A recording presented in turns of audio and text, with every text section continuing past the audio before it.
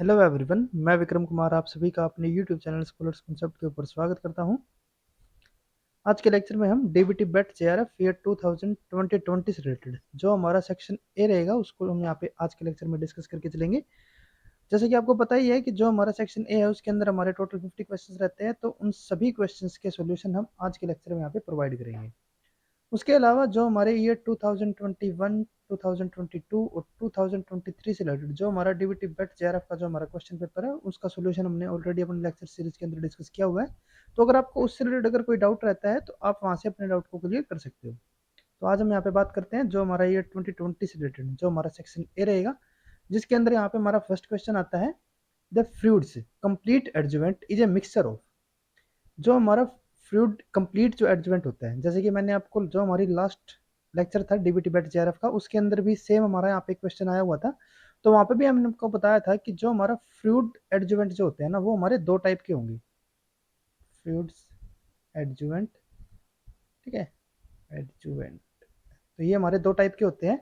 एक हमारा यहाँ पे होगा इसके लिए कंप्लीट और एक हमारा यहाँ पे होता है इनकम्प्लीट,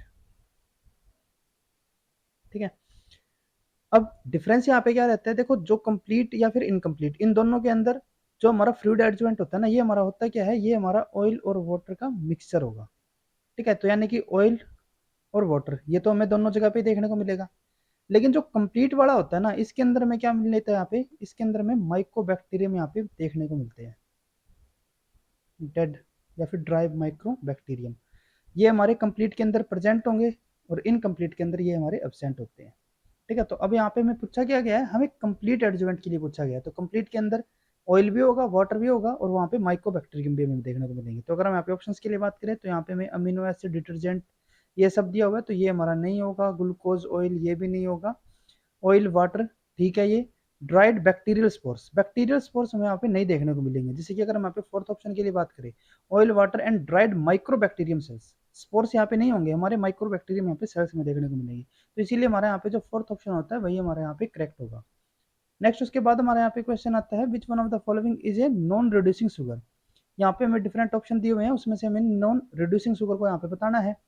अब नॉन रिड्यूसिंग और रिड्यूसिंग के अंदर हमारा डिफरेंस क्या होता था कि जो हमारा शुगर स्ट्रक्चर है, जैसे कि यहाँ पे अगर हम शुगर स्ट्रक्चर के लिए बात करते हैं तो जो हमारा कार्बन फर्स्ट होता है उसके पास अगर हमारा जो OH है अगर वो हमारा वहां पे फ्री होगा, ठीक है, तो वो हमारा किस में आ जाएगा, वो हमारा होगा रिड्यूसिंग शुगर,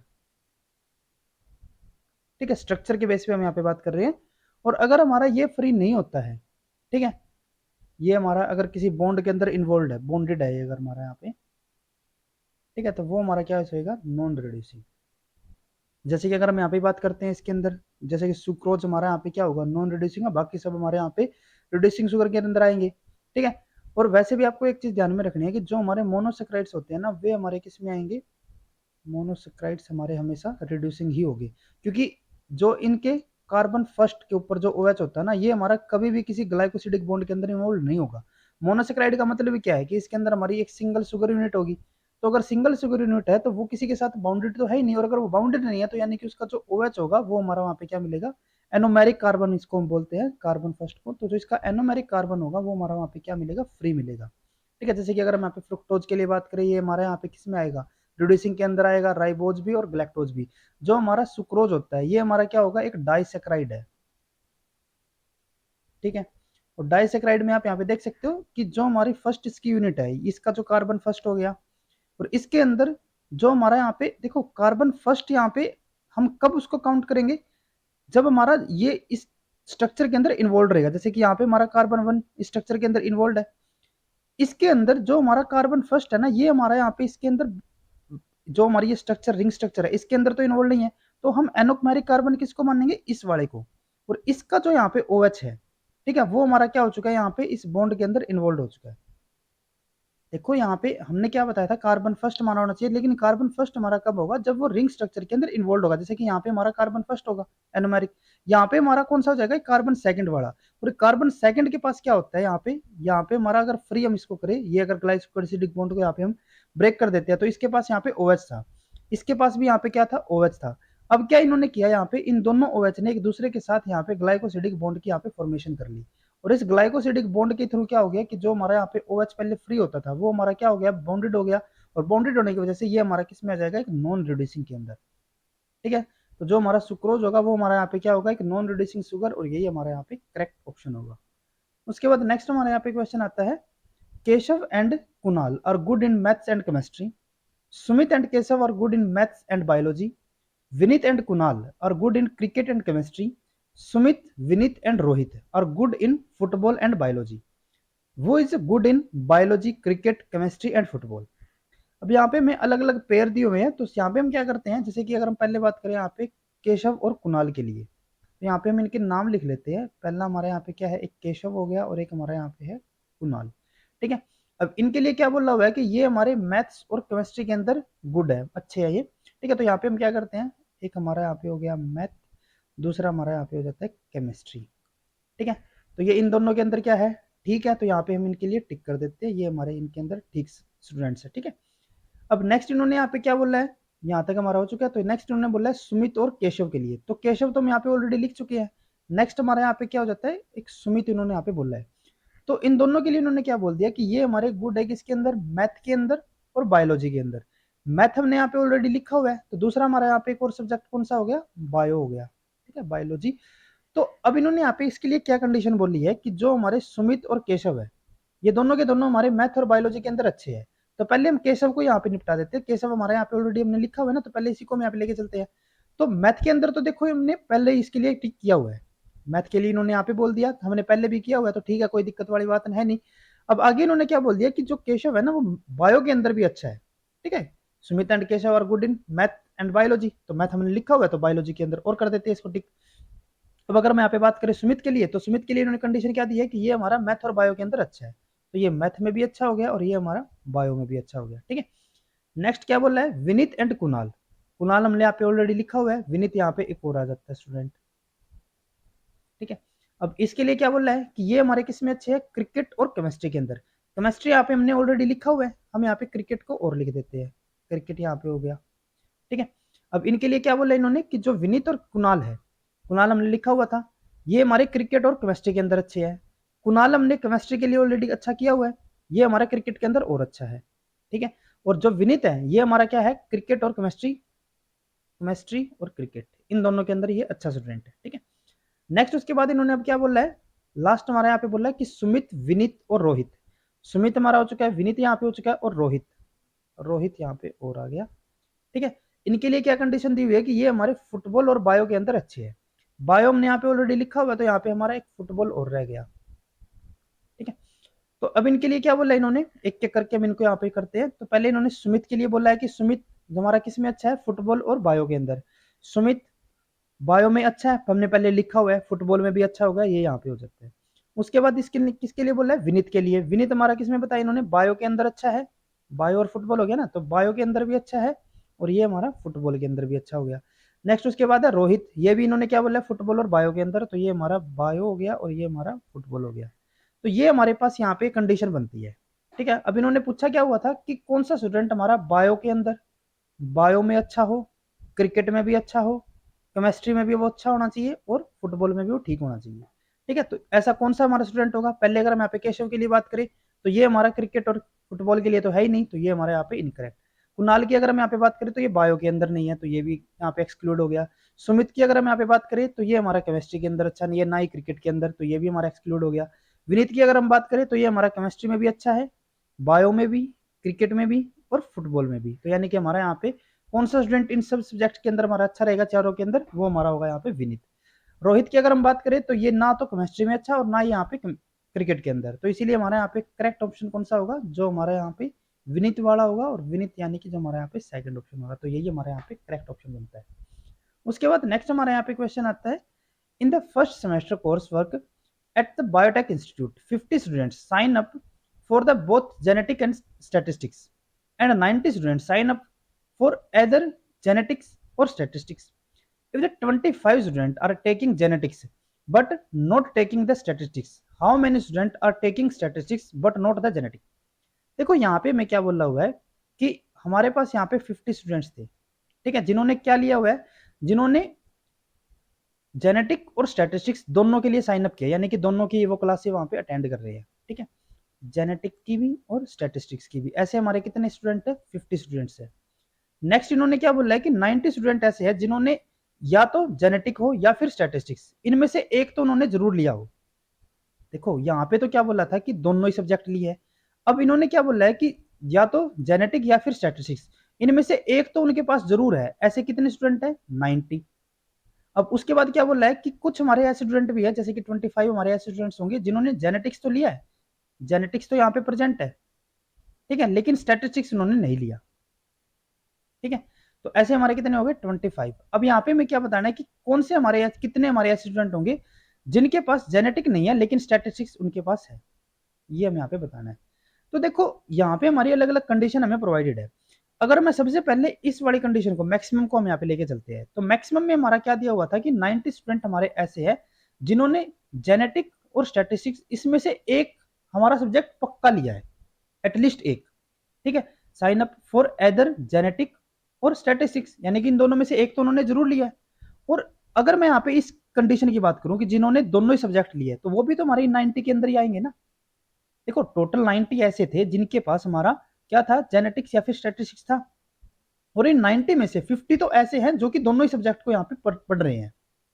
तो 90 में से हमारे 50 तो गए, हमारे पास कितने बचे? 40 बचे। अब उन 40 में से हमारी यहाँ पे कंडीशन क्या हो रही है कि कुछ हमारे ऐसे स्टूडेंट है जो कि सिर्फ जेनेटिक को पढ़ रहे हैं, कुछ हमारे ऐसे जो कि सिर्फ स्टैटिस्टिक्स को पढ़ रहे हैं, ठीक है। कुछ हमारे जेनेटिक को पढ़ेंगे, कुछ हमारे सिर्फ स्टैटिस्टिक्स को पढ़ेंगे। तो इन 40 में से 25 हमारे कैसे स्टूडेंट निकले जो कि सिर्फ जेनेटिक को पढ़ रहे थे, स्टैटिस्टिक्स को नहीं पढ़ रहे थे। बाकी हमारे 15 कौन से बचे? जो कि हमारे सिर्फ स्टैटिस्टिक्स को यहाँ पे पढ़ रहे होंगे, ठीक है। तो how many student are taking statistics but not taking genetics, तो हमारे कितने होंगे? वो 15 होंगे। तो सेकंड ऑप्शन हमारे यहाँ पे करेक्ट होगा। उसके बाद नेक्स्ट हमारे यहाँ पे क्वेश्चन है, which one of the following is not true. यहाँ पे हमें फॉल्स स्टेटमेंट को सिलेक्ट करना है। तो यहाँ पे इन्होंने क्या दिया हुआ है? प्रोकारियोट्स आर यूनिसेलुलर ऑर्गेनिज्म, बिल्कुल करेक्ट है। जो हमारे प्रोकारियोट्स होते हैं वे हमारे कैसे होते हैं? मैक्सिमम हमारे यूनिसेलुलर स्ट्रक्चर ही होती है, यूनिसेलुलर ऑर्गेनिज्म ही होंगे। तो ये तो हमारा करेक्ट हो गया। नेक्स्ट उसके बाद है eukaryotic cell are evolutionary more ancient than the prokaryotic cells. तो ये हमारा इनकरेक्ट स्टेटमेंट है, क्योंकि मोर एंशिएंट हम किसको मानते हैं? प्रोकारियोट्स को मानते हैं एज कंपेयर टू यूकारियोट्स, ठीक है। तो इसीलिए इन्होंने यहाँ पे क्या बोला है? यूकारियोटिक आर मोर और इवोल्यूशनरी मोर एंशिएंट। तो ये हमारे यहाँ पे इनकरेक्ट स्टेटमेंट यानी कि फॉल्स स्टेटमेंट ही रहेगा, और यही हमें यहाँ पे सिलेक्ट करना था। तो यही हमारे यहाँ पे करेक्ट ऑप्शन बनेगा। बाकी हमें यहाँ पे ऑप्शन में क्या दिया हुआ है? Prokaryotic cells lack nucleus whereas eukaryotic cells have the nucleus. तो ये तो करेक्ट है, प्रोकारियोट्स के अंदर न्यूक्लियस नहीं होता और यूकारियोट्स के अंदर न्यूक्लियस प्रेजेंट होता है। Eukaryotic cells can be either multicellular or unicellular, बिल्कुल करेक्ट है ये भी, ठीक है। तो इसीलिए हमारे यहाँ पे जो नॉट ट्रू आएगा यानी कि जो हमारे यहाँ पे करेक्ट ऑप्शन होगा वो हमारा कौन सा ऑप्शन होगा? Second option. उसके बाद नेक्स्ट हमारे यहाँ पे क्वेश्चन है, द एग व्हाइट प्रोटीन ओवल्ब्यूमिन। यहाँ पे मैं एक ओवल्ब्यूमिन प्रोटीन के लिए बताया हुआ है। आगे की इन्होंने क्या बोला है? Is denatured in a hard boiling egg, which one of the following is least affected. यहाँ पे एक प्रोटीन है और उसको हमने यहाँ पे क्या किया? डीनेचर किया, ठीक है। तो हमें यहाँ पे बताना है कि जो मैं यहाँ पे ऑप्शन दिया है किसके ऊपर हमारा सबसे कम इस डीनेचुरेशन का इफेक्ट होगा। तो फर्स्ट इन्होंने क्या बोला है? Tertiary structure of the albumin, ठीक है। एक इन्होंने यहाँ पे टर्शियरी स्ट्रक्चर के लिए बोला है, एक यहाँ पे इन्होंने क्वार्टरनरी स्ट्रक्चर के लिए बोला है, सेकेंडरी स्ट्रक्चर के लिए बोला है, और एक इन्होंने यहाँ पे प्राइमरी स्ट्रक्चर के लिए बोला है। तो किसके ऊपर हमारा सबसे कम इफेक्ट होगा? तो जैसे कि हमने जो हमारे बायोकेमिस्ट्री के लेक्चर्स थे वहां पे हमने आपको डीनेचुरेशन के अंदर बताया था कि जो डीनेचुरेशन होती है ना उसका प्राइमरी स्ट्रक्चर के ऊपर कोई इफेक्ट नहीं होता, या फिर हम कह सकते हैं कि सबसे कम इसके ऊपर इफेक्ट होगा, ठीक है। तो इसीलिए हमारे यहाँ पे करेक्ट आंसर कौन सा होगा? जो हमारा फोर्थ ऑप्शन है, primary structure of the albumin. उसके बाद नेक्स्ट यहाँ पे क्वेश्चन आता है, synthesis of majority of the lipids in a cellular system occur in. जो लिपिड्स है उनकी मेजरली सिंथेसिस कहाँ पे होती है? एससीआर के अंदर, एंडोप्लाज्मिक रेटिकुलम। तो यहाँ पे हमारा थर्ड ऑप्शन करेक्ट होगा। उसके बाद नेक्स्ट हमारे यहाँ पे आता है, what is the probability of getting 53 Sundays in a leap year. यहाँ पे हमें क्या बताया हुआ है कि हमारा कोई लीप ईयर है और उसके अंदर हमारे 53 संडे आए, इसकी क्या प्रोबेबिलिटी होगी? तो लीप ईयर यानी कि कितने डेज होंगे इसके अंदर? 366 होंगे। अब अगर हम 366 और एक, अगर हम यहाँ पे अलग अलग हमारे कितने डेज होते हैं? एक वीक के अंदर हमारे 7 डेज होंगे, तो इसको हम 7 से पहले डिवाइड अगर करते हैं तो यहाँ पे हमारा क्या आ जाएगा? यहाँ पे हमारे 52 तो हमारे डायरेक्ट आएंगे, ठीक है, और प्लस हमारे यहाँ पे दो हमारे पास यहाँ पे रिमेनिंग रह जाएगा, यानी कि 2 डेज हमारे पास और बचेंगे। तो इसका मतलब क्या होता है कि जो हमारे 7 डेज है ना, ठीक है, उन 7 days Sunday, Monday, Tuesday, Wednesday, Thursday, Friday और सैटरडे, ये सारे के सारे 7 डेज हमारे 52 टाइम्स तो हमारे सारे के सारे ही रिपीट होने ही है, ठीक है। ये तो हमारे 52 टाइम्स आएंगे ही, लेकिन फिर भी हमारे पास 2 डेज फिर भी बचते हैं। तो इन 2 डेज के अंदर हमारे कौन कौन से हो सकते हैं, हमारे संडे भी हो सकता है, मंडे भी हो सकता है, Tuesday, Wednesday, Thursday, Friday, Saturday, कोई भी हो सकता है। जैसे कि अगर हम यहाँ पे बात करते हैं कि अगर हमारा जो नॉर्मल ईयर होता जिसके अंदर क्या होता है 365 डेज होते हैं, तो उसके अंदर हमारा एक एक्स्ट्रा डे रहता, तो एक एक्स्ट्रा डे पे हमारा संडे आने की प्रोबेबिलिटी क्या होती, टोटल हमारे कितने हो सकते हैं 7 डेज हो सकते हैं, और उसमें से संडे की प्रोबेबिलिटी क्या रहेगी हमारी 1/7। लेकिन अब हमारे पास क्या है, 2 दिन हमारे पास एक्स्ट्रा है, तो 2 दिन का मतलब क्या हो जाएगा, दोनों पे हमारे 1/7 तो टोटल हमारी कितनी हो जाएगी 2/7। तो यहाँ पे हमारा करेक्ट आंसर क्या आएगा 2/7, ठीक है। अगर हमें नॉर्मल ईयर पूछा होता ना तो वहां पे हमारा क्या होता 1/7, अगर हमें यहाँ पे लीप ईयर पूछा है तो इसीलिए हमारा यहाँ पे क्या हो जाएगा 1/7 और ऐड हो जाएगा, क्योंकि यहाँ पे भी हमारा संडे हो सकता है, यहाँ पे भी हमारा संडे हो सकता है, ठीक है। तो इसीलिए हमारे यहाँ पे करेक्ट आंसर क्या आएगा 2/7। उसके बाद नेक्स्ट हमारे यहाँ पे क्वेश्चन है, what will be the generation time of a culture with specific growth rate constant of 0.01 पर मिनट। यहाँ पे मैं पूछा गया है, हमें यहाँ पे जनरेशन टाइम पूछा गया है, ठीक है। जनरेशन टाइम का मतलब क्या हो जाता है डबलिंग टाइम, ये हमें यहाँ पे कैलकुलेट करना है। और यहाँ पे मैं दिया क्या हुआ है स्पेसिफिक ग्रोथ रेट हमें यहाँ पे बताया हुआ है, ठीक है। अब स्पेसिफिक ग्रोथ रेट को हम यहाँ पे म्यू लिख लेते हैं, ये हमें क्या दिया हुआ है 0.01 पर मिनट, ठीक है। तो जो डबलिंग टाइम है और जो स्पेसिफिक ग्रोथ रेट है, इनका जो हमारा एक दूसरे के साथ जो रिलेशन रहता है वो हमारा क्या होगा कि जो स्पेसिफिक ग्रोथ रेट है ना वो हमारा होता है 0.693 डिवाइडेड बाय डबलिंग टाइम, ठीक है। अब यहाँ पे मैं डबलिंग टाइम तो प्रोवाइडेड है, ठीक है, सॉरी डबलिंग टाइम हमें यहाँ पे कैलकुलेट करना है और हमें यहाँ पे स्पेसिफिक ग्रोथ रेट हमें प्रोवाइडेड है, तो यहाँ पे हम डबलिंग रेट को डबलिंग टाइम को हम यहाँ पे कैसे कैलकुलेट करेंगे, ये हमारे यहाँ पे 0.693 और ये हमारे यहाँ पे इसके नीचे चला जाएगा, तो ये हमारा क्या हो जाएगा 0.693 डिवाइडेड बाई 0.01, और ये हमारा क्या हो जाता है यहाँ पे 69 आएगा, सॉरी 69.3, ठीक है। ये हमारा क्या होगा मिनट, इतने मिनट हमारा यहाँ पे क्या रहेगा इसका डबलिंग टाइम रहेगा। अब यहाँ पे मैं जनरेशन टाइम या फिर हम कह सकते हैं डबलिंग टाइम, जो हम यहाँ पे आंसर दिए हुए हैं, यहाँ पे मैं मिनट के अंदर आंसर दिया है लेकिन ये हमारा इसके साथ मैच नहीं हो रहा, तो ये हमारा इनकरेक्ट हो गया है। ये भी हमारा मैच नहीं हो रहा तो ये भी हमारा इनकरेक्ट हो गया। बाकी जो हम यहाँ पे 2 ऑप्शन दिए हुए हैं ना ये हमारे आवर्स के अंदर है, तो इसको मैं क्या करना पड़ेगा आवर्स के अंदर कन्वर्ट करना पड़ेगा, तो 69 डिवाइडेड बाई 3, अगर हम इसको यहाँ पे 60 के साथ डिवाइड करके चलते हैं तो ये हमारा यहाँ पे हो जाएगा 1.155 पर आवर, ठीक है। तो ये यहाँ पे हमारा करेक्ट आंसर क्या आ जाएगा, जो हमारा यहाँ पे सेकंड ऑप्शन होगा। उसके बाद नेक्स्ट हमारे यहाँ पे क्वेश्चन आता है, the most important step of N automated DNA sequencing reaction. जो हमारी ऑटोमेटेड डीएनए सीक्वेंसिंग रिएक्शन रहती है उसके अंदर हमारा सबसे इंपॉर्टेंट स्टेप क्या होता है, जैसे कि आप यहाँ पे इस डायग्राम के अंदर देख सकते हो, जो हमारा ऑटोमेटेड डीएनए सीक्वेंसिंग है उसके यहाँ पे हमने एक ओवरव्यू दिया है। तो इसके अंदर हमारा सबसे इंपॉर्टेंट स्टेप क्या होता है कि जो हमारे यहाँ पे जैसे कि हमने जो डाईडिऑक्सी वाला सेंगर मेथड पढ़ा था ना डीएनए सीक्वेंसिंग का, तो उसके अंदर हमारा क्या होता थे, हम वहाँ पे डीडीएनटीपी को यूज करते थे, ठीक है। तो सिमिलरली यहाँ पे भी हम क्या करेंगे डीडीएनटीपी को यहाँ पे हम यूज करते हैं, और इन डीडीएनटीपी से क्या होगा कि जैसे ही हमारे यहाँ पे डीडीएनटीपी हमारा कोई बाउंड होगा यहाँ पे, तो वहां पे हमारी रिएक्शन क्या हो जाएगी स्टॉप हो जाती है, ठीक है, जिसको हम चेन टर्मिनेशन मेथड भी बोलते थे ना। तो यही हमें क्या करना है ऑटोमेटेड में हमें इसी प्रोसेस को रिपीट करना है। तो इसके अंदर यहाँ पे हमारा क्या होगा कि जैसे ही हमारे यहाँ पे बाउंड होता है तो हम इसको क्या करेंगे रिमूव करके इसको जो हमारे यहाँ पे इलेक्ट्रोफोरेसिस होगी उसके ऊपर रन करवाते हैं, और उसको हम यहाँ पे फ्लोरोसेंट इमिशन के थ्रू उसको हम चेक करते हैं। तो जो हमारे यहाँ पे ये जो डीडीएनटीपी होगा ना ये हमारा कैसा होता है यहाँ पे रेडियो लेवल होगा, जिससे हम यहाँ पे फ्लोरोसेंट को यहाँ पे ऑब्जर्व कर सकते हैं। तो इसके अंदर हमारा सबसे इंपॉर्टेंट स्टेप क्या होता है कि जो हमारा ये यहाँ पे सिंथेसिस हुई है इसको रिमूव करना, ठीक है। जैसे कि specific and systematic termination of the amplified DNA, जो हमारे यहाँ पे डीएनए एम्पलीफाई हो रहा है ना इसकी स्पेसिफिक यहाँ पे मैं क्या करनी है टर्मिनेशन करनी है, ठीक है। तो यही हमारा क्या होगा यहाँ पे इसके लिए सबसे इंपॉर्टेंट यहाँ पे स्टेप रहेगा। लाइगेशन ऑफ डीएनए टेम्पलेट नहीं है, ऐसा नहीं है, ये हमारा लाइगेशन जो हमारा डीएनए टेम्पलेट है उसको तो हम यहाँ पे लाइगेट करने की कोई जरूरत है ही नहीं। क्लीवेज ऑफ टेम्पलेट डीएनए ऐसे भी हम यहाँ पे इंपॉर्टेंट, ये हमारा देखो इसको रिमूव करना यहाँ पे जरूरी है लेकिन इतना ज्यादा इंपॉर्टेंट हमारे यहाँ पे स्टेप ये नहीं रहेगा as compare to third option specific and systematic termination of the amplified DNA, ये हमारा सबसे इंपॉर्टेंट यहाँ पे स्टेप रहेगा। नेक्स्ट उसके बाद है addition of the calcium chloride, तो ये भी हमारा इतना ज्यादा इंपॉर्टेंट यहाँ पे नहीं रहेगा, तो इसलिए हमारे यहाँ पे तो थर्ड ऑप्शन होता है वही हमारे यहाँ पे करेक्ट होगा। नेक्स्ट उसके बाद है someone tells you that the pH of a solution is -2, which one of the following is false. यहाँ पे हमें इनकरेक्ट स्टेटमेंट को सिलेक्ट करना है और हमें क्या बोला हुआ है कि किसी ने बताया है कि कोई सॉल्यूशन है उसका जो पीएच है ना वो कितना है -2 होता है। तो इसके लिए हमें बताना है कि कौन सा स्टेटमेंट हमारे यहाँ पे इनकरेक्ट होगा। तो फर्स्ट में यहाँ पे क्या बोला है, such a value of pH is unlikely to occur in the practice. तो ये हमारा यहाँ पे करेक्ट स्टेटमेंट है। ठीक है, देखो जो हमारा माइनस पीएच होता है, ठीक है, वो हमें प्रैक्टिकली जरूर देखने को मिलता है। ठीक है, लेकिन अनलाइकली का मतलब क्या हो गया कि वो हमें ज्यादा कॉमनली नहीं देखने को मिलेगा, जो कि करेक्ट है।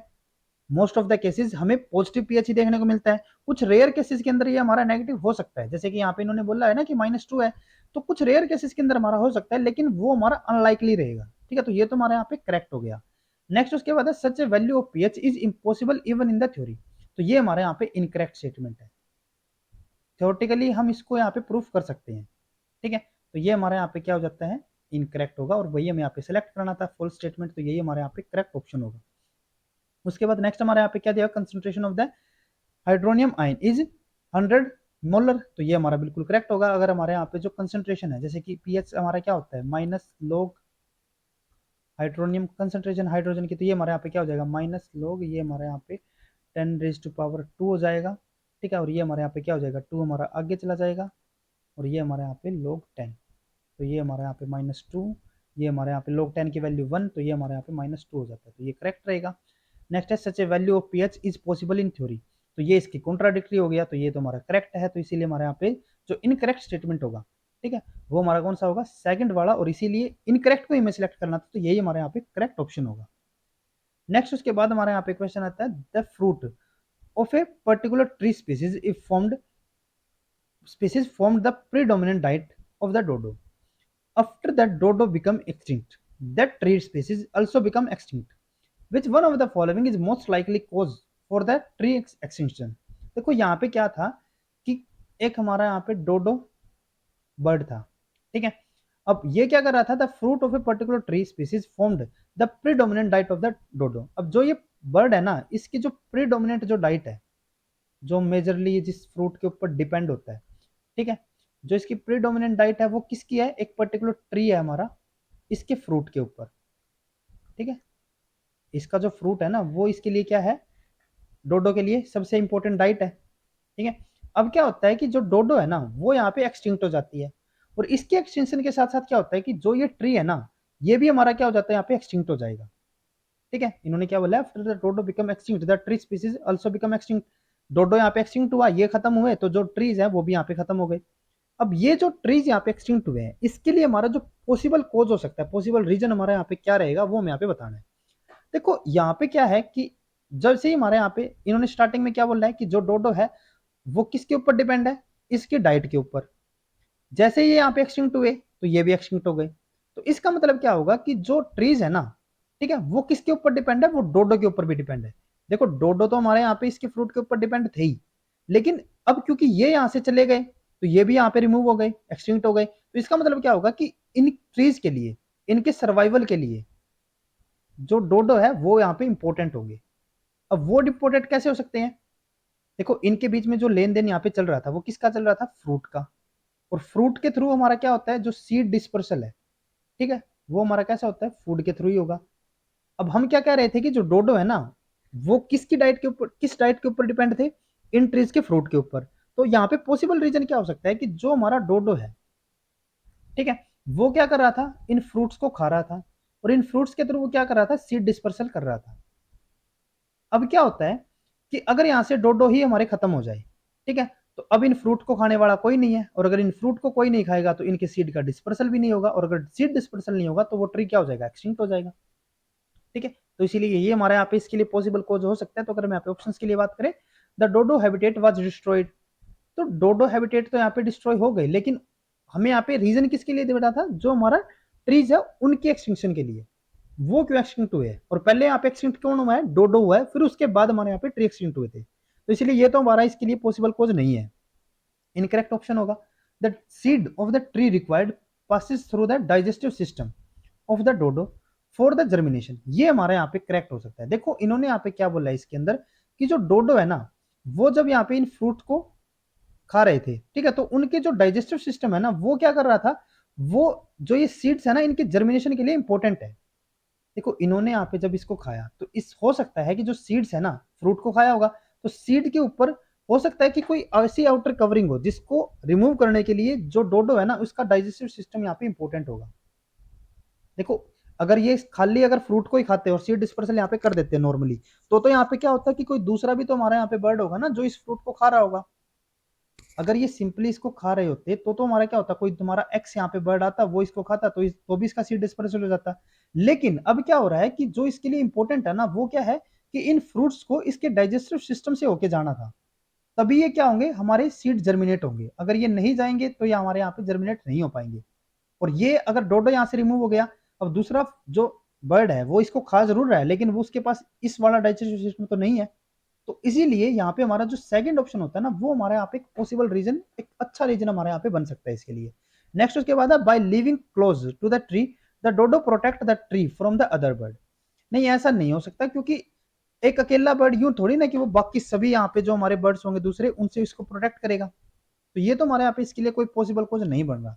नेक्स्ट उसके बाद है other bird ate the fruit of the tree as well as the fruit of the other tree and disperse more seeds than the dodo did. तो अगर ऐसा ही हो रहा था तो हमारे यहाँ पे जो ट्री था वो हमारे यहाँ पे एक्सटिंक्ट होता ही नहीं। इन्होंने यहाँ पे क्या कह दिया कि कोई हमारे दूसरे बर्ड्स पे, जैसे हम यहाँ पे बात कर रहे थे ना कि एक्स हमारे यहाँ पे बर्ड होगा वो भी इसको खाएगा वो भी इसका डिस्पर्सल कर देगा। तो अगर ये सिंपली ऐसे ही इसका डिस्पर्सल कर देता तो ये हमारे यहाँ पे एक्सटिंक्ट होता ही नहीं। लेकिन अब यहाँ पे प्रॉब्लम क्या आ रही थी कि जो डोडो है ना उसका डाइजेस्टिव सिस्टम यहाँ पे इंपॉर्टेंट है उसके डिस्पर्सन के लिए, उसके जर्मिनेशन के लिए। तो इसीलिए हमारे यहाँ पे जो करेक्ट एक्सप्लेनेशन इसके लिए बनती है वो हमारे यहाँ पे सेकंड ऑप्शन होगा। नेक्स्ट हमारे यहाँ पे क्वेश्चन आता है हिस्टोन्स। हिस्टोन के लिए हमें यहाँ पे अलग अलग स्टेटमेंट दी हुई है और हमें यहाँ पे करेक्ट स्टेटमेंट को सिलेक्ट करना है। तो यहाँ पे हमें क्या दिया है, और नेगेटिवली चार्ज्ड ग्लोबुलर प्रोटीन, ये हमारे यहाँ पे इनकरेक्ट होगा। इनकरेक्ट क्यों होगा, क्योंकि जो हमारे हिस्टोन्स होते हैं वे हमारे पॉजिटिवली चार्ज होते हैं। ठीक है, बेसिक अमीनो एसिड हमें वहां पे देखने को मिलता है और बेसिक के ऊपर चार्ज कौन सा होगा हमारा, पॉजिटिव होगा। तो ये हमारे यहाँ पे इनकरेक्ट हो गया। नेक्स्ट है यहाँ पे content high amount of basic amino acid, बिल्कुल करेक्ट है। अभी हमने बताया कि ये हमारे कैसे होंगे, पॉजिटिवली चार्ज होंगे। और पॉजिटिव क्यों होते हैं, क्योंकि ये हमारे बेसिक अमीनो एसिड के बने हुए होते हैं। जैसे कि आर्जिनिन और लाइसिन के यहाँ पे क्या होता है, हाईएस्ट अमाउंट हमें देखने को मिलती है। ठीक है, तो ये हमारे यहाँ पे करेक्ट होता है इसके लिए, तो यही हमारे यहाँ पे ऑप्शन करेक्ट होगा। नेक्स्ट यहाँ पे have molecular weight in excess of 100,000 Dalton, तो ये हमारे यहाँ पे इनकरेक्ट होगा, क्योंकि जो हिस्टोन्स होते हैं ना वे हमारे लो मोलिकुलर वेट के होते हैं, अबाउट 10,000 टू 20,000 इनका मोलिकुलर वेट यहाँ पे हमें देखने को मिलता है।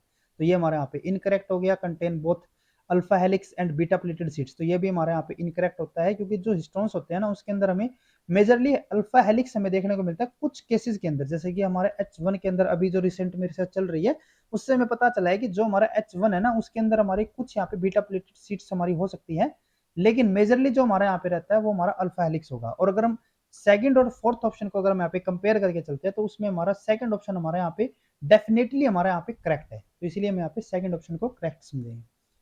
उसके बाद नेक्स्ट हमारे यहाँ पे क्वेश्चन आता है, what is the frequency with which a 4 base pair cutter will cut the DNA assuming random distribution of bases in the genome।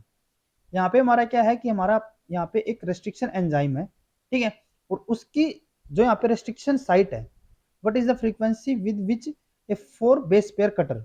Cutter का मतलब यहाँ पे क्या है, हमारा यहाँ पे रेस्ट्रिक्शन एंजाइम है, रेस्ट्रिक्शन एंडोन्यूक्लियेज, और वो उसकी जो रिकॉग्निशन साइट है ना वो कितने बेस पेयर की है, 4 बेस पेयर की है।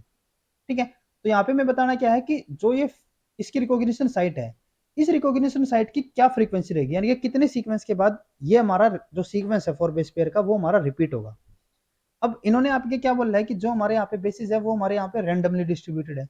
अगर ये रैंडमली डिस्ट्रीब्यूटेड होंगे तो हमारे पास कितने बेसिस होते हैं, 4 टाइप के हमारे बेसिस होंगे। और अगर हम जैसे कि यहाँ पे सपोज करके चलते हैं कि जो हमारा 4 बेस पेयर का जो यहाँ पे रिकॉग्निशन साइट है वो हमारी क्या है यहाँ पे ए, कोई भी रैंडम यहाँ पे ले सकते हैं हम। ठीक है, तो जैसे कि अगर हम यहाँ पे बात करें कि अगर हमारे पास यही बेसिस हो तो हमारे पास बेस कौन कौन से हो सकते हैं, ए, टी, जी, सी, 4 रहेंगे। तो ए की यहाँ पे प्रोबेबिलिटी क्या होगी, इस पर्टिकुलर ए की क्या प्रोबेबिलिटी होगी, 1/4 होगी। सेकंड की भी क्या होगी, 1/4, थर्ड की भी क्या होगी 1/4, और फोर्थ की भी क्या होगी 1/4। तो टोटल यहाँ पे फ्रीक्वेंसी इसकी क्या हो जाएगी, ये हमारे यहाँ पे हो जाएगा 1/4 रेज टू पावर, या फिर 1/4 रेज टू पावर 4। तो ये हमारे यहाँ पे 1/256। तो इसलिए हमारे यहाँ पे जो फोर्थ ऑप्शन होगा वही हमारे यहाँ पे करेक्ट होगा। नेक्स्ट उसके बाद हमारे यहाँ पे क्वेश्चन आता है, primary cilia biogenesis typically start at the, जो प्राइमरी सीलिया फॉर्मेशन है वो कहाँ पे किस फेज के अंदर उसकी सिंथेसिस यहाँ पे स्टार्ट होती है वो हमारा होगा G1 फेजेस के अंदर, G1 to G0 phase of the cell cycle. ठीक है, ये हमारे यहाँ पे करेक्ट होगा। नेक्स्ट उसके बाद हमारे यहाँ पे क्वेश्चन आता है enzyme bind their substrate via, जो एंजाइम है वो सबस्ट्रेट के साथ किस लिंकेज या फिर किस बॉन्ड के थ्रू वो हमारे बाउंड होते हैं। तो एक चीज हम यहाँ पे, जैसे कि मैंने एंटीबॉडी और एंटीजन के लिए भी मैंने आपको बताई थी, सिमिलरली जो हमारे एंजाइम और सबस्ट्रेट की भी जो यहाँ पे बाउंडिंग होती है, ठीक है, जो बाइंड करेंगे ये किसके थ्रू करते हैं, जो हमारे वीक बॉन्ड रहते हैं। ठीक है, कोवलेंट बॉन्ड यहाँ पे हमें कभी भी नहीं देखने को मिलेंगे, ये चीज हमें ध्यान में रखनी है। तो जैसे कि अगर हम यहाँ पे बात करते हैं, हमें क्या दिया हुआ है, all of the given option are correct. बाकी ऑप्शन हमारे यहाँ पे देखते हैं क्या क्या दिए हुए हैं। सेप कॉम्प्लीमेंट्री, ठीक है, ये हमारी होनी चाहिए। हाइड्रोफोबिक इंटरेक्शन, ये भी हमारी होनी चाहिए। और हाइड्रोजन बॉन्ड, ये भी हमारी होनी चाहिए। तो यानी कि जो हमारे यहाँ पे फर्स्ट ऑप्शन होगा वही हमारे यहाँ पे करेक्ट होगा, क्योंकि सेप कॉम्प्लीमेंट्री होगी तभी तो हमारे एंजाइम सबस्ट्रेट के साथ बाइंड हो पाएंगे। हाइड्रोफोबिक और हाइड्रोजन बॉन्ड हमारे कैसे होते हैं, वीक बॉन्ड होंगे, तो ये भी हमारे वहाँ पे देखने को मिलते हैं। तो इसीलिए हमारे यहाँ पे जो फर्स्ट ऑप्शन होगा, all the given option are correct, ये हमारे यहाँ पे करेक्ट होगा। नेक्स्ट उसके बाद हमारे यहाँ पे क्वेश्चन आता है the number of square and triangle in the figure is. यहाँ पे हमें एक फिगर दी हुई है और इसके अंदर यहाँ पे हमें number of square and triangle हम यहाँ पे बताने हैं। तो पहले हम यहाँ पे स्क्वायर को काउंट करते हैं। स्क्वायर हमारा कौन कौन सकता है यहाँ पे, एक तो हमारा ये वाला स्क्वायर हो गया ए, एक हमारा ये वाला स्क्वायर बी, एक ये वाला स्क्वायर सी, और एक ये वाला स्क्वायर डी। ठीक है, तो चार तो यही हो गए, और उसके अलावा एक यहाँ पे लार्ज भी तो है हमारा, लार्ज स्क्वायर हो गया। तो टोटल कितने हो गए, 4+1 यानी कि 5 हो गए। तो स्क्वायर तो हमारे यहाँ पे 5 होंगे। ठीक है, और अगर हम यहाँ पे ऑप्शंस के लिए बात करें तो फर्स्ट और सेकंड में यहाँ पे 4 दिए हुए हैं, तो ये तो हमारे यहाँ पे एलिमिनेट हो गए। उसके बाद हमारे पास दो ऑप्शन यहाँ पे बचते हैं। अब हम यहाँ पे बात करते हैं ट्राइंगल के लिए। तो ट्राइंगल हमारे कौन कौन से होंगे यहाँ पे, एक हो गया, 2, 3, 4, 5, 6, 7 और 8। ठीक है, 8 तो हमारे यही हो गए। उसके बाद अगर हम यहाँ पे बात करते हैं, एक हमारा यहाँ पे ट्राइंगल हो जाता है ये वाला ट्राइंगल। ठीक है, एक हमारा ट्राइंगल कौन सा होगा, ये वाला ट्राइंगल। ठीक है, ये वाला हो जाएगा ना। उसके बाद एक ये वाला ट्राइंगल हो जाएगा। ठीक है, और उसके अलावा एक हमारा ये वाला ट्राइंगल हो जाएगा। ठीक है, यानी कि देखो एक तो ये हो गया और एक इसके बिल्कुल अपोजिट साइड वाला। सिमिलरली एक हमारा ये वाला हो गया यहाँ पे, और एक ये इसके बिल्कुल अपोजिट, तो 8+4 हो गई। उसके बाद एक हमारा ये वाला ट्राइंगल हो गया, एक ये वाला ट्राइंगल हो जाता है, एक ये वाला ट्राइंगल और एक ये वाला ट्राइंगल, तो +4 और हो गए। तो यानी कि हमारे टोटल कितने हो गए, 16 हो गए। तो यहाँ पे हमें थर्ड ऑप्शन के अंदर 16 ट्राइंगल और 4 स्क्वायर दिए हुए हैं, तो यही हमारे यहाँ पे करेक्ट होगा। अब अगर हमारा कोई इस टाइप का अगर डायग्राम आपको देखने को मिलता है, अभी तो जैसे कि हमने यहाँ पे ट्राइंगल को काउंट किया, वैसे आप यहाँ पे इसको डायरेक्टली भी कर सकते हो। जैसे कि यहाँ पे हम अगर जो हमारे डायरेक्ट यहाँ पे हमें स्क्वायर जो देखने को मिल रही है, अगर हमारा कोई सेंटर के थ्रू अगर इस तरीके का डायग्राम हो ना, तो वहाँ पे हमें क्या करना है, जो हमारे इस ट्राइंगल है ना, सिर्फ इनको हमें काउंट करना है। तो 4, 5, 6, 7, 8 हो गए। तो 8 को मैं क्या कर देना, 2 से मल्टीपल, तो ये हमारा 16 आएगा। तो यानी कि जो हमारे यहाँ पे 16 यानी कि जो थर्ड ऑप्शन होता है वही हमारे यहाँ पे करेक्ट बनेगा। उसके बाद नेक्स्ट हमारे यहाँ पे क्वेश्चन आता है which one of the following is true for the acetyl CoA. Acetyl CoA के लिए यहाँ पे हमें डिफरेंट स्टेटमेंट दिया है और उसमें से हमें बताना है कि कौन सा हमारे यहाँ पे करेक्ट होगा। तो फर्स्ट हमें यहाँ पे क्या दिया है, it is an acetyl group joined with A form of cobalt. नहीं, ऐसा नहीं होता। जो हमारी एसिटाइल कोए है वो उसके अंदर क्या होता है कि एक हमारे यहाँ पे एसिटाइल यूनिट होती है और वो हमारी को एंजाइम ए के साथ हमारे यहाँ पे बाउंड रहेगी। ठीक है, तो ये तो हमारे यहाँ पे इनकरेक्ट है। नेक्स्ट उसके बाद है it is an acetyl group attach to a type of coenzyme, तो ये हमारा करेक्ट होगा। तो यही हमारे यहाँ पे करेक्ट ऑप्शन बनता है। नेक्स्ट हमारे यहाँ पे है it is an another name of the oxaloacetate. नहीं, ऐसा भी नहीं है। इट इज एन प्रोटीन, ये भी नहीं है। ठीक है, ये अमीनो एसिड का थोड़ी ना बना है, तो इसीलिए हमारे यहाँ पे जो सेकंड ऑप्शन होता है वही हमारे यहाँ पे करेक्ट होगा। नेक्स्ट उसके बाद है the enzyme used in the glucometer to estimate the blood glucose level is.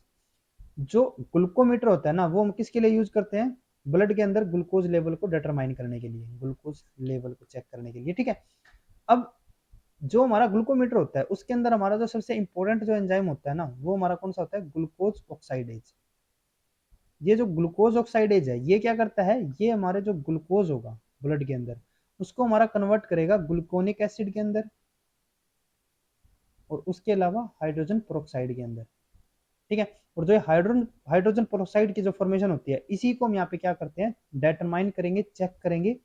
ठीक है, और इसी के कंसंट्रेशन के बेसिस पे हम क्या बताते हैं कि जो ब्लड है उसके अंदर कितना ग्लूकोज कंटेंट प्रेजेंट होगा। ठीक है, तो यहाँ पे हमारा जो सबसे इंपॉर्टेंट एंजाइम होगा वो हमारा कौन सा होगा, ग्लूकोज ऑक्साइडेज। हालांकि अब जो रिसेंट टाइम के अंदर देखो, जो हमारा ये क्वेश्चन पेपर है ये हमारा कौन सा है, ये 2020 वाला।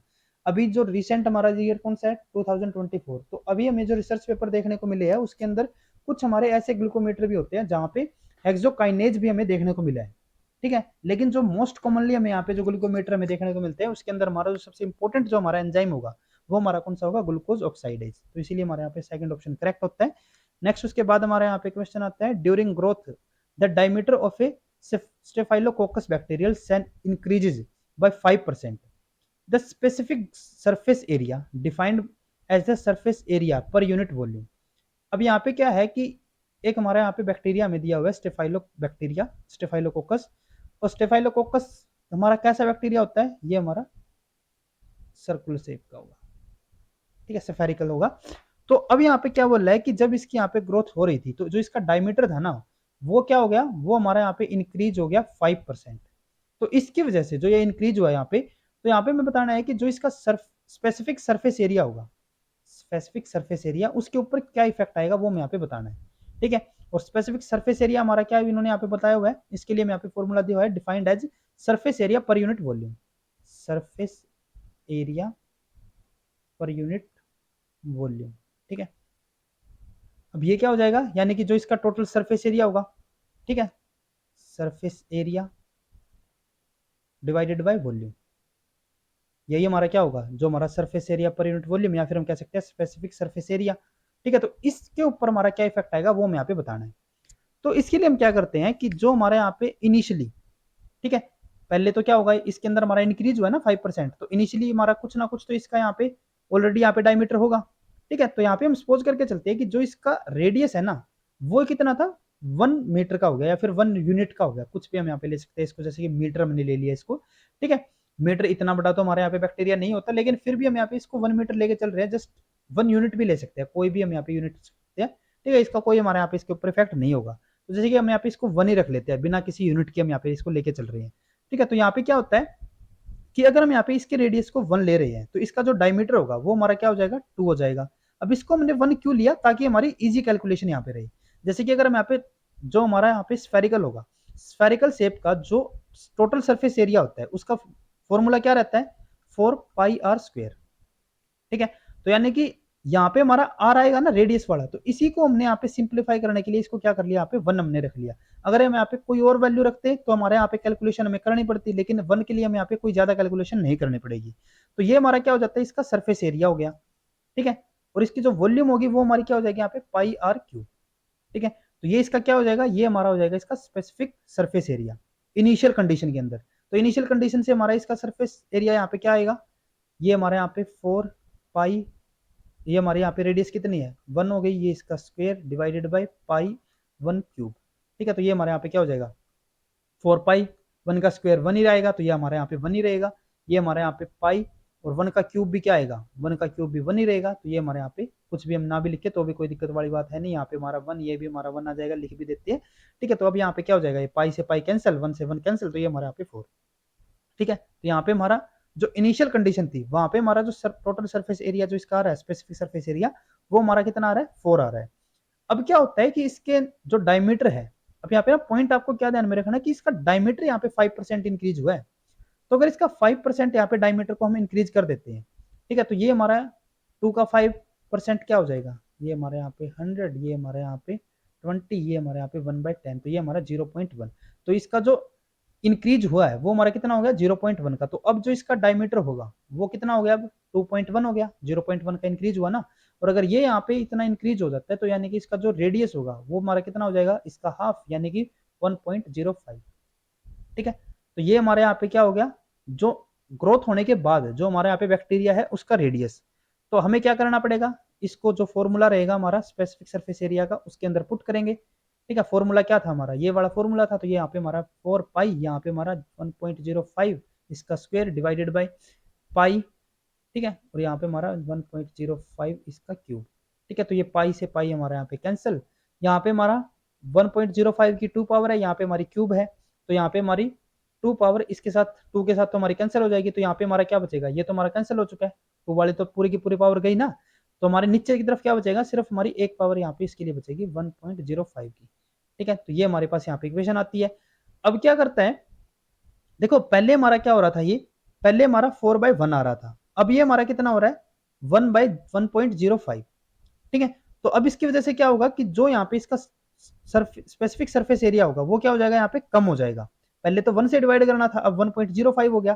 तो अगर ये हमारे यहाँ पे डिनोमिनेटर इंक्रीज होगा तो जो हमारी टोटल वैल्यू होगी वो हमारी यहाँ पे क्या हो जाएगी, डिक्रीज होगी। यानी कि जो हमारा स्पेसिफिक सरफेस एरिया होगा वो हमारे यहाँ पे क्या होगा, डिक्रीज होगा। इतना तो हमें कंफर्म हो गया।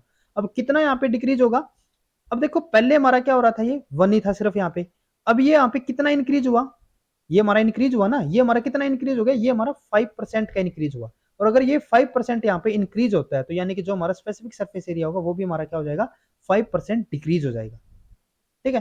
पहले हमारा 1 होता था, अब कितना है 1.05 है। तो ये कितना इंक्रीज हुआ है, ये हमारा 5% हुआ है। तो अगर ये 5% इंक्रीज यहाँ पे होगा तो यानी कि जो स्पेसिफिक सरफेस एरिया होगा वो हमारा 5% यहाँ पे डिक्रीज हो जाएगा। तो इसी बेसिस पे अगर हम यहाँ पे ऑप्शंस को देखते हैं तो यहाँ पे मैं फर्स्ट के अंदर इंक्रीज दिया हुआ है तो इनकरेक्ट, ये भी इनकरेक्ट, इंक्रीज है। यहाँ पे हमारा डिक्रीज दिया हुआ है, ठीक है। डिक्रीज कितना बोला हुआ इन्होंने, 4-5%। 5% नहीं है हमारा, सिर्फ 5% यहाँ पे होगा। ये भी हमारा इनकरेक्ट हो गया, डिक्रीज अप्रोक्सीमेटली बाई 5%। तो यही हमारे यहाँ पे करेक्ट होगा, ठीक है। तो जो हमारे यहाँ पे फोर्थ ऑप्शन होता है वही हमारे यहाँ पे क्या होगा, करेक्ट ऑप्शन होगा। नेक्स्ट उसके बाद है in enzyme kinetics if the enzyme concentration is doubled. यहाँ पे क्या है कि कोई एंजाइम काइनेटिक्स है और उसके अंदर हमने जो एंजाइम की कंसंट्रेशन है उसको क्या कर दिया, यहाँ पे डबल कर दिया। तो उसकी वजह से क्या हमारा इफेक्ट होगा वो हमें यहाँ पे बताना है। यहाँ पे इन्होंने क्या बोला है, के एम बिकम हाफ। नहीं, ऐसा नहीं होगा। यहाँ पे अगर हमारा एंजाइम को हम यहाँ पे डबल करके चल रहे हैं, ठीक है, तो जो हमारा के एम है ना उसके ऊपर हमारा कोई भी इफेक्ट नहीं आता। ये पॉइंट आपको यहाँ पे ध्यान में रखना है। तो अगर हम उसी के बेसिस पे चले, के एम बिकम हाफ, नहीं ऐसा नहीं होगा, के एम डज नॉट चेंज, बस यही हमारा करेक्ट होगा, ठीक है। क्योंकि अगर हम एंजाइम को यहाँ पे इंक्रीज करें ना, अगर यहाँ पे एंजाइम कंसंट्रेशन को डबल कर रहे हैं तो जो हमारे यहाँ पे के एम होगा ना उसके ऊपर हमारा कोई इफेक्ट नहीं आता, ठीक है। तो ये हमारे यहाँ पे क्या हो जाएगा, जो हमारे यहाँ पे सेकंड ऑप्शन होगा वही हमारे यहाँ पे करेक्ट होगा। नेक्स्ट उसके बाद हमारे यहाँ पे आता है chlorine is assigned an atomic weight of 35.5, this is due to. यहाँ पे क्या बोला है कि जो हमारा क्लोराइन है ना उसका जो एटॉमिक वेट है वो हम कितना लेके चलते हैं, 35.5। अब इसको 35.5 ही हम क्यों लेके चलते हैं, तो इसके लिए हमारा क्या रहता है कि जो हमारा क्लोराइन होते हैं ना इसके हमारे डिफरेंट आइसोटॉप्स होते हैं, ए बी सी, जैसे कि हम यहाँ पे सपोज करके चलते हैं 3 हमारे यहाँ पे आइसोटॉप हो जाते हैं।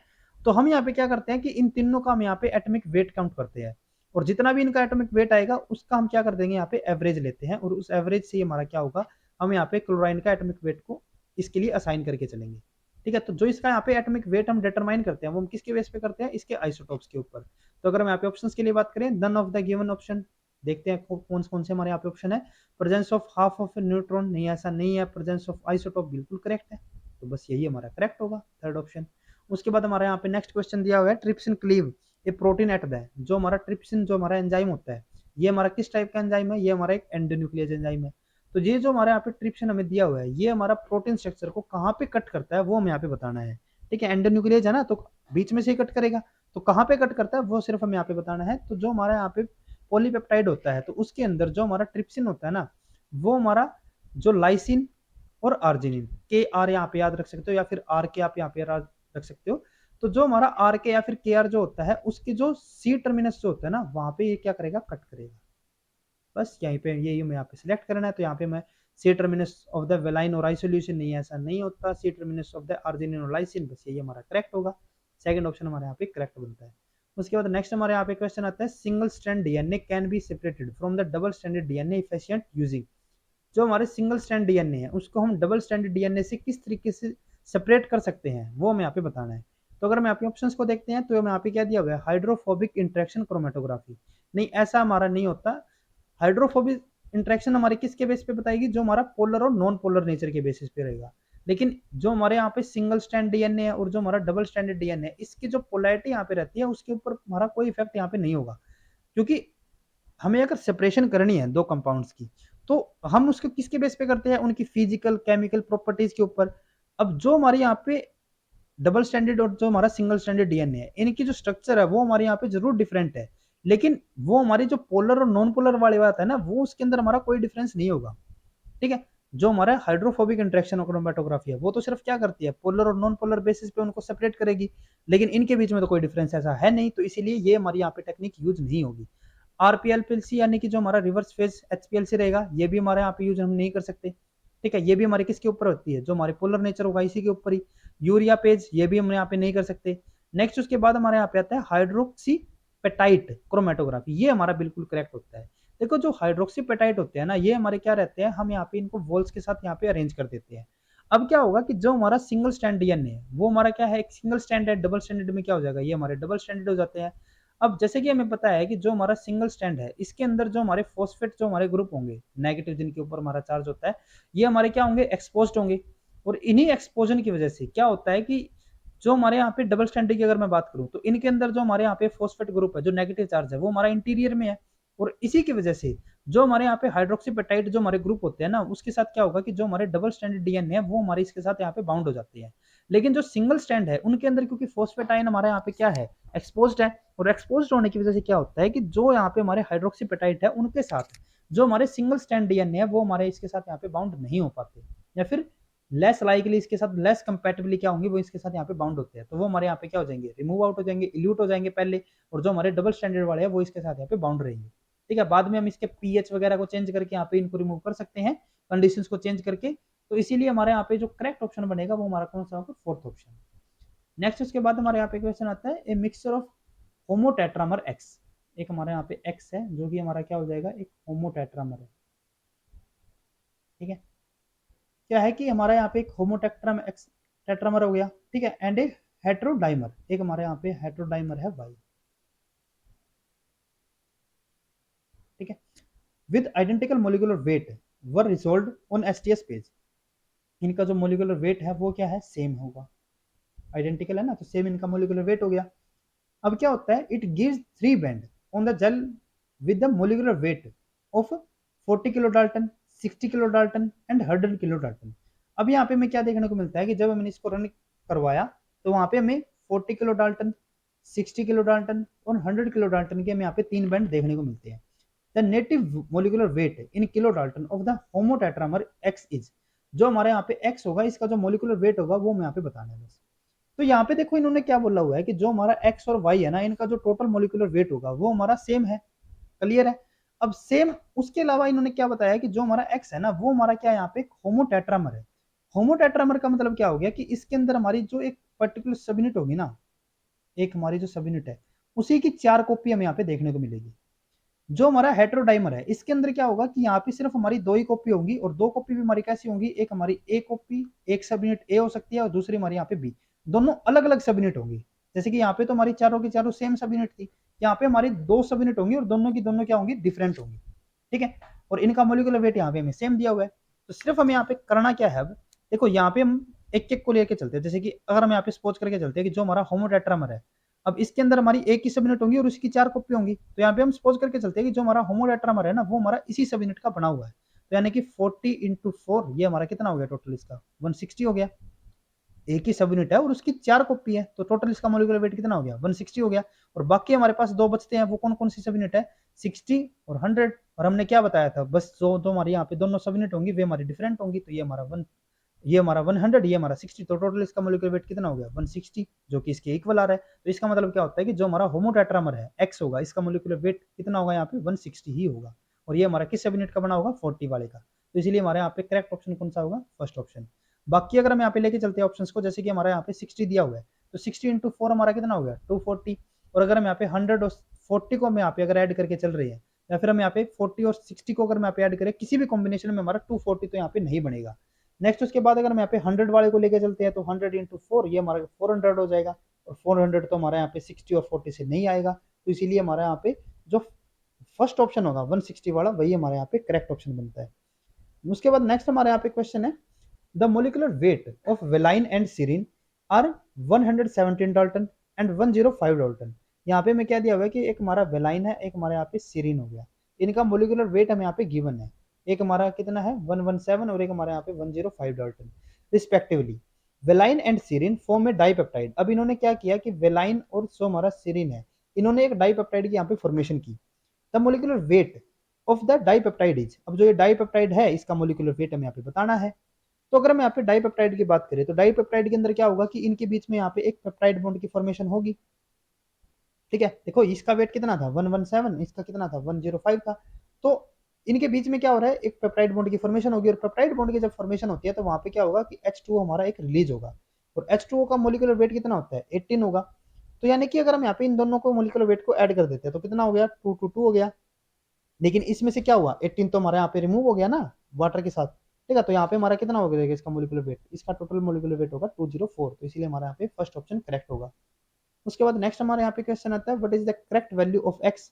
यहाँ पे हमें एक्स की करेक्ट वैल्यू बतानी है। तो यहाँ पे हम पहले इन डायग्राम्स को एक बार एनालाइज करते हैं। तो यहाँ पे हमारा क्या है, ये हमारा 7, यहाँ पे हमारा 49, तो ये हमारा कैसे आ सकता है, 7 × 7 से आएगा, ठीक है। उसके बाद क्या है, यहाँ पे 51 दिया हुआ है, 51 हमारा कैसे आएगा, जो हमारा 49 है उसके अंदर हम 2 ऐड कर देते हैं, तो ये हमारा कितना हो गया 51।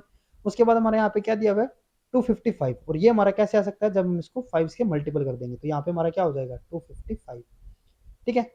ये हमारे यहाँ पे पैटर्न क्या रहा है कि जो हमारी वैल्यू होगी उसी को हमने उसी के साथ यहाँ पे मल्टीपल किया, प्लस में 2 किया, 2 कर दिया यहाँ पे हमने ऐड, और उसको हमने क्या कर दिया 5 के साथ मल्टीपल। तो जैसे कि अगर हम यहाँ पे बात करते हैं 6 के लिए, तो हमने यहाँ पे क्या करना है, पहले उसी के साथ इसको मल्टीपल, तो 36, उसमें 2 ऐड तो 38, और इसको हमें 5 के साथ मल्टीपल, तो यहाँ पे हमारा 190। और अगर हम यहाँ पे इसको देखते भी है तो यहाँ पे हमारा क्या रहा है, 6 के बाद 36 ठीक है, 38 ठीक है, और उसके बाद 190 तो ठीक है। तो यानी कि यही हमारे यहाँ पे पैटर्न हमें फॉलो करना है। तो यहाँ पे अगर हम थर्ड डायग्राम की बात करें तो यहाँ पे हमारा क्या है 5 हो गया, तो 5 × 5 कितना है 25, जहाँ पे हमें दिया हुआ है, प्लस में 2 तो हमारा कितना हो गया 27, ये भी हमें दिया हुआ है, और इसको हमें क्या कर देना है 5 के साथ मल्टीपल, तो ये हमारा कितना हो जाएगा 135। तो इसीलिए हमारे यहाँ पे जो सेकंड ऑप्शन होता है वही हमारे यहाँ पे करेक्ट होगा। उसके बाद नेक्स्ट हमारे यहाँ पे क्वेश्चन आता है the temperature of media post sterilisation drop from 100 degree centigrade to 60 degree centigrade in 40 minutes by simply keeping it on a lab bench and allowing slow atmospheric cooling to take place at an ambient temperature of 20 degree centigrade. In the next 40 minutes, the approximate temperature into degree centigrade of the media would be around. अब यहाँ पे मैं क्या दिया हुआ है कि यहाँ पे हमारा एक मीडिया था, और पोस्टराइजेशन के बाद जो उसका टेम्परेचर था वो कितना हो गया, वो हमारा 100 से 60 पे पहुंच गया, 60 डिग्री सेंटीग्रेड कितने टाइम के अंदर, 40 मिनट के अंदर। और उसके बाद हमें यहाँ पे एक एम्बियंट टेम्परेचर में यहाँ पे गिवन है, वो हमारा कितना है 20 डिग्री सेंटीग्रेड। अब इन्होंने क्या बोला है कि नेक्स्ट 40 मिनट के अंदर जो इसका टेम्परेचर होगा वो हमारा कितना पहुंच जाएगा, कितना कम, कितने तक कम हो जाएगा, वो हमें यहाँ पे बताना है, ठीक है। तो उसके लिए हमें यहाँ पे क्या करना है, यहाँ पे हमारा एक इक्वेशन रहती है टी, टी हो गया ये हमारा, ठीक है। ये हमारा क्या होता है कि जब हमारा टाइम जो दिया हुआ है कि कितने टाइम के बाद हमारा जो टेम्परेचर है, ठीक है, वो हमारा इन द एंड कितना पहुंच गया, ठीक है। आगे जैसे कि हम यहाँ पे बात करेंगे, ये वैल्यू जब पुट करेंगे ना तो वहां पे आपका ये क्लियर हो जाएगा। ये हमारा क्या होता है, ये हमारा इक्वल होगा ambient temperature plus T nought minus ambient temperature multiply e raise to power minus K T, ठीक है। तो यहाँ पे हमारा क्या होता है कि जो हमारा टेम्परेचर है, टेम्परेचर हमारा कहाँ तक पहुंच गया था, ये हमारा पहुंच गया था 60 तक, ठीक है। लास्ट हमारा 60 पहुंच गया था ना, तो टी टाइम के बाद हमारा 60 पहुंच गया। अब उसके बाद एम्बियंट टेम्परेचर हमें कितना दिया हुआ है, यहाँ पे 20 दिया हुआ है, यहाँ पे हमारा 20 हो जाता है। उसके बाद जो हमारा इनिशियल टेम्परेचर था, इनिशियल हमारा कितना था, यहाँ पे 100 था, एम्बियंट टेम्परेचर कितना है 20 है, डॉट ई, ई के बाद यहाँ पे माइनस के, और ये हमारे यहाँ पे क्या हो जाता है टी, टी हमारा यहाँ पे क्या होगा टाइम, कितने टाइम के बाद हुआ ये हमारा 40 मिनट के बाद हुआ है, ठीक है। तो यहाँ पे हमारी इक्वेशन हो जाती है, और यहाँ पे हमें क्या करना है, जो हमारे यहाँ पे कोफिशिएंट होगा, ठीक है, कांस्टेंट के होगा, इसकी हम यहाँ पे वैल्यू बतानी पड़ेगी पहले, ठीक है। तो यहाँ पे हमारा इसकी वैल्यू हम कैसे कैलकुलेट करेंगे, ये हमारे यहाँ पे 60, ये हमारे यहाँ पे 20 प्लस ये हमारा कितना हो जाएगा 80 हो जाएगा, ठीक है। ये हमारे यहाँ पे डॉट, ये हमारे यहाँ पे ई रेज टू पावर माइनस 40 के हो गया, ठीक है। अब ये हमारा 20 दूसरी साइड हम लेके चलते हैं, तो 40 माइनस 20 यहाँ पे हमारा क्या हो गया, सॉरी 60 माइनस 20 यहाँ पे हमारा कितना आ जाएगा 40 आ जाएगा ये, ठीक है। तो यहाँ पे हमारा क्या हो जाता है, ये 40 हो गया इज इक्वल टू 80 पॉइंट, ये हमारा ई माइनस 40 के, ठीक है। अब उसके बाद 80 हमारे यहाँ पे डिवाइड में हम कर देते हैं, ठीक है। ये हमारा क्या हो जाएगा यहाँ पे, इसको हम यहाँ पे एक बार इरेज कर देते हैं, ठीक है। तो ये हमारा क्या हो गया यहाँ पे, ये हमारा यहाँ पे हो जाता है 40 डिवाइडेड बाई 80, ठीक है। तो ये हमारे यहाँ पे 1/2, ये हमारे यहाँ पे क्या हो जाएगा ई रेज टू पावर माइनस 40 के इक्वल, ठीक है। अगर यहाँ पे इसको हम सोल्व करने पे निकलते हैं तो हमारे यहाँ पे क्या हो जाएगा, ई को हम यहाँ पे रिमूव करेंगे तो यहाँ पे हमारा क्या हो जाएगा नेचुरल लॉग हो जाएगा इसका, तो ये हमारा L N 1/2 is equal to minus 40 K, ठीक है। अब उसके बाद अगर हम यहाँ पे माइनस को अगर हम यहाँ पे रिजोल्व करते हैं तो यहाँ पे हमारा क्या हो जाएगा एल एन नेचुरल लॉग हमारा 2 हो जाएगा, ये हमारा ऊपर की तरफ चला जाएगा ना, ये यहाँ पे हमारा क्या हो जाएगा 40 के हो गया, ये माइनस साइन हमारा रिमूव हो गया यहाँ से, तो के हमारा किसके इक्वल होगा natural log of 2 divided by 40, ठीक है। ये हमारी क्या हो जाती है यहाँ पे के की वैल्यू आ गई। अब हमें नेक्स्ट में क्या करना था, नेक्स्ट 40 मिनट के बाद हमें यहाँ पे बताना था ना कि हमारे यहाँ पे टेम्परेचर कितना हो जाएगा। तो यहाँ पे हम वही फिर से फॉर्मूला अप्लाई करते हैं। तो यहाँ पे हमारा क्या हो जाएगा कि टी टाइम के बाद यानी कि नेक्स्ट 40 मिनट के बाद, नेक्स्ट 40 मिनट के बाद हमारे यहाँ पे टेम्परेचर कितना हो जाएगा वो हमें यहाँ पे बताना है। तो यहाँ पे हमारा एम्बियंट टेम्परेचर, हमारी इक्वेशन क्या थी, T A plus T nought minus T A e raise to power K T. तो यहाँ पे हमारा एम्बियंट टेम्परेचर कितना था, 20 था। यहाँ पे हमारा इनिशियल टेम्परेचर अब कितना हो गया, ये हमारा 60 हो जाता है यहाँ पे, ये हमारा यहाँ पे 20 ही रहेगा पॉइंट ई। ये हमारा यहाँ पे क्या हो जाएगा, अब यहाँ पे हमारा माइनस के टी हम यहाँ पे दिया हुआ है, माइनस के, यहाँ पे हमारा के हमारा कितना आया था, ये हमारा यहाँ पे था L N natural log of 40 divided by 40। T हमारा यहाँ पे कितना है 40 मिनट ही दिया हुआ है, तो 40 से 40 हमारे यहाँ पे कैंसिल, हमारे पास क्या बचेगा सिर्फ माइनस एल एन यानी कि नेचुरल लॉग ऑफ 2। ठीक है, अब उसके बाद नेक्स्ट हमारे यहाँ पे क्या आ जाएगा, ये हमारे यहाँ पे हो जाता है 20, ये हमारे यहाँ पे 40। ठीक है, और उसके साथ हमारे यहाँ पे क्या हो जाएगा, ये ए नेचुरल लॉग ऑफ 2। और अगर हम यहाँ पे इसकी वैल्यू को कैलकुलेट करते हैं तो ये हमारे यहाँ पे हो जाता है 1/2। ठीक है, तो ये हमारे यहाँ पे 1/2, ये इसके साथ हमारा कैंसिल, ये हमारे यहाँ पे 20, तो 20 प्लस 20 तो ये हमारा कितना हो जाएगा 40 हो जाएगा। तो यहाँ पे हमारा जो करेक्ट आंसर आएगा वो हमारा कौन सा आएगा 40 आएगा। ठीक है, अब ये तो हमारे यहाँ पे हमने पूरा फॉर्मूले के साथ किया, इसको आप डायरेक्टली भी यहाँ पे कर सकते हो। ठीक है, डायरेक्टली इसके शॉर्टकट यहाँ पे क्या रहेगा, वो हमारा बिल्कुल एग्जैक्ट वैल्यू में यहाँ पे नहीं देगा, लेकिन हम यहाँ पे एक अप्रोक्स तो लेके चल सकते हैं। जैसे कि हमारा क्या हुआ था कि इनिशियली हमारे 40 मिनट के अंदर हमारा टेम्परेचर क्या हुआ, 100 से हमारा 60 चला गया, तो यहाँ पे हमारा डिक्रीज कितना हुआ -40 डिग्री का, यानी कि सॉरी -40% हो गया ना। ठीक है, 100 से हमारा 60 गया, तो यानी कि कितना डिक्रीज हुआ यहाँ पे 40%। तो नेक्स्ट 40 मिनट के बाद क्या होगा, इसका भी हमारे यहाँ पे 40% और डिक्रीज हो जाएगा। तो इसका हमारा 40% अगर हम यहाँ पे 60 का 40% अगर हम यहाँ पे कैलकुलेट करें तो ये हमारा क्या हो जाएगा, ये हमारा यहाँ पे हो जाता है 24। तो 60 हमारा यहाँ पे था, 24 है यहाँ पे और हमारा माइनस, तो ये हमारा 36 के आसपास, और 36 के अराउंड हमारा कौन सा आ रहा है 40 वाला, तो इसीलिए हमारे यहाँ पे सेकंड ऑप्शन करेक्ट रहेगा। नेक्स्ट उसके बाद हमारे यहाँ पे आता है which one of the following is or are critical for genome replication. Genome replication के लिए हमारे यहाँ पे इनमें से कौन सा इंपॉर्टेंट रहेगा, क्रिटिकल रहेगा। ठीक है, तो हमारे कौन कौन से क्रिटिकल होंगे, लाइगे, यहाँ पे फर्स्ट ऑप्शन हमें दिया हुआ है all of the given option are correct. Options को देखते हैं, लाइगेज, लाइगेज हमारा इंपॉर्टेंट है रेप्लिकेशन के लिए, पॉलीमरेज भी इंपॉर्टेंट है, हेलिकेज भी इंपॉर्टेंट है, तो यानी कि जो फर्स्ट ऑप्शन होगा वही हमारे यहाँ पे करेक्ट होगा। नेक्स्ट उसके बाद हमारे यहाँ पे क्वेश्चन है find the next number in the series. यहाँ पे हमें एक सीरीज दी हुई है नंबर की 23, 30, 38, 47 और 57। तो यहाँ पे हमारा क्या आएगा, ये हमारा कितना ऐड हुआ इसके अंदर +7, ये हमारा कितना हो गया +8, ये हमारा +9, ये हमारा +10। तो यहाँ पे हमारा नेक्स्ट क्या आएगा +11, तो यानी कि 57 + 11 तो हमारा क्या हो जाएगा 68। तो हमारे यहाँ पे सेकंड ऑप्शन करेक्ट होगा। नेक्स्ट उसके बाद हमारे यहाँ पे क्वेश्चन आता है nucleic acid structure are stabilise by. जो न्यूक्लिक एसिड स्ट्रक्चर होती है, जो डीएनए की स्ट्रक्चर होगी, वो किसके थ्रू स्टेबलाइज होती है, उसके लिए हमारे दो हमारे यहाँ पे बॉन्ड इंपॉर्टेंट होते हैं। एक तो हमारा कौन सा होगा, जो हमारा हाइड्रोफोबिक इंटरेक्शन होगी। ठीक है, तो ये हमारा करेक्ट होगा। उसके अलावा जो हाइड्रोजन बॉन्ड होते हैं, जो हमारा एक स्ट्रैंड हो गया, दूसरा स्ट्रैंड जो होगा, इनके बीच में हमें क्या देखने को मिलता है, यहाँ पे हाइड्रोजन बॉन्ड होंगे। ठीक है, तो ये हमारी जो न्यूक्लिक एसिड स्ट्रक्चर है वो हमारी किसके थ्रू स्टेबलाइज होगी, हाइड्रोफोबिक इंटरेक्शन और हाइड्रोजन बॉन्ड के थ्रू। तो यहाँ पे हमारा सेकंड जो ऑप्शन होगा वही हमारे यहाँ पे करेक्ट होगा। नेक्स्ट उसके बाद है a buffer contain 10% glucose, 20 millimolar Tris and 50 millimolar HCl for making 1 liter of buffer from the following stock solution: 50% glucose, 1 molar tris and 1 molar HCl. The correct combination of volume of each of the stock solution will be। यहाँ पे क्या है कि हमारे पास यहाँ पे एक stock solution है। ठीक है, स्टॉक सॉल्यूशन हमारे किस किस के है, एक हमारे यहाँ पे ग्लूकोज हो गया, ट्रिस हो गया और एक हमारा HCl। तो यहाँ पे मैं स्टॉक सॉल्यूशन में क्या क्या प्रोवाइडेड है, 50% हमारा यहाँ पे ग्लूकोज हो गया, उसके अलावा यहाँ पे क्या है 1 मोलर ट्रिस है, और उसके अलावा यहाँ पे 1 मोलर HCl है। अब इन स्टॉक सॉल्यूशन से हमें यहाँ पे क्या करना है, वर्किंग सॉल्यूशन यहाँ पे प्रिपेयर करनी है। और वर्किंग सॉल्यूशन में हमारे यहाँ पे क्या क्या होंगे, वर्किंग सॉल्यूशन में हमारे यहाँ पे होंगे, हमारे यहाँ पे 10% तो हमारे यहाँ पे क्या होना चाहिए, ग्लूकोज होना चाहिए। ये हमारा 50% आएगा, 5% नहीं है, यहाँ पे 50% है। तो 10% हमें यहाँ पे क्या करना है, ग्लूकोज प्रिपेयर करना है। उसके अलावा यहाँ पे हमें क्या करना है, 20 मिलीमोलर ट्रिस, 20 मिलीमोलर, ठीक है, ट्रिस हो जाएगा। और उसके अलावा यहाँ पे हमें 50 मिलीमोलर HCl यहाँ पे हमें प्रिपेयर करना है।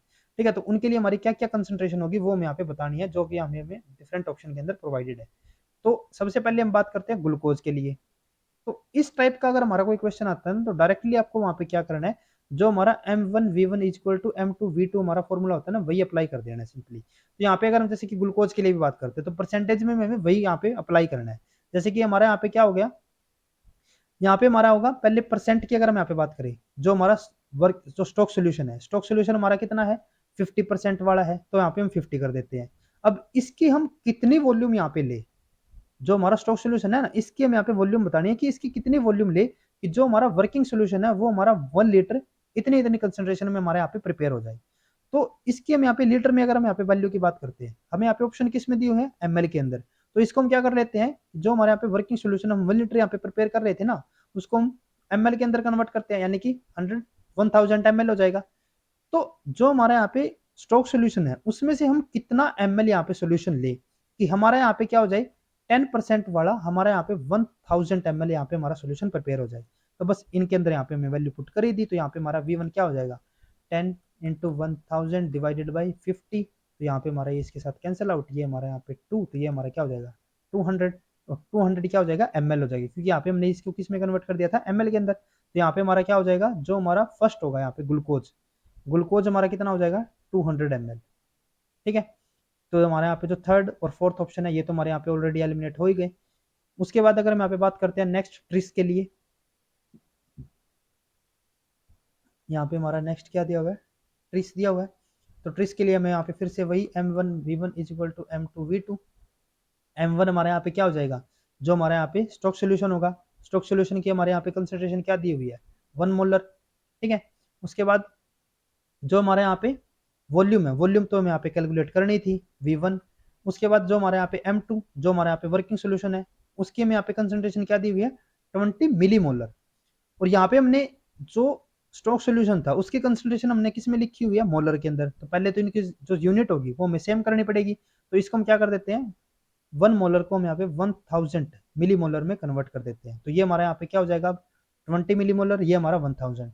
अब इसकी हमें कितनी वॉल्यूम प्रिपेयर करनी थी 1 लीटर यानी कि 1000 ml। तो यहाँ पे हमारा V1 क्या हो जाएगा 20 इंटू 1000 डिवाइडेड बाई 1000, 1000 से 1000 कैंसिल, तो यहाँ पे हमारा क्या हो जाएगा 20। तो जो ट्रिस होगा वो हमारा कितना हमें चाहिए 20 ml।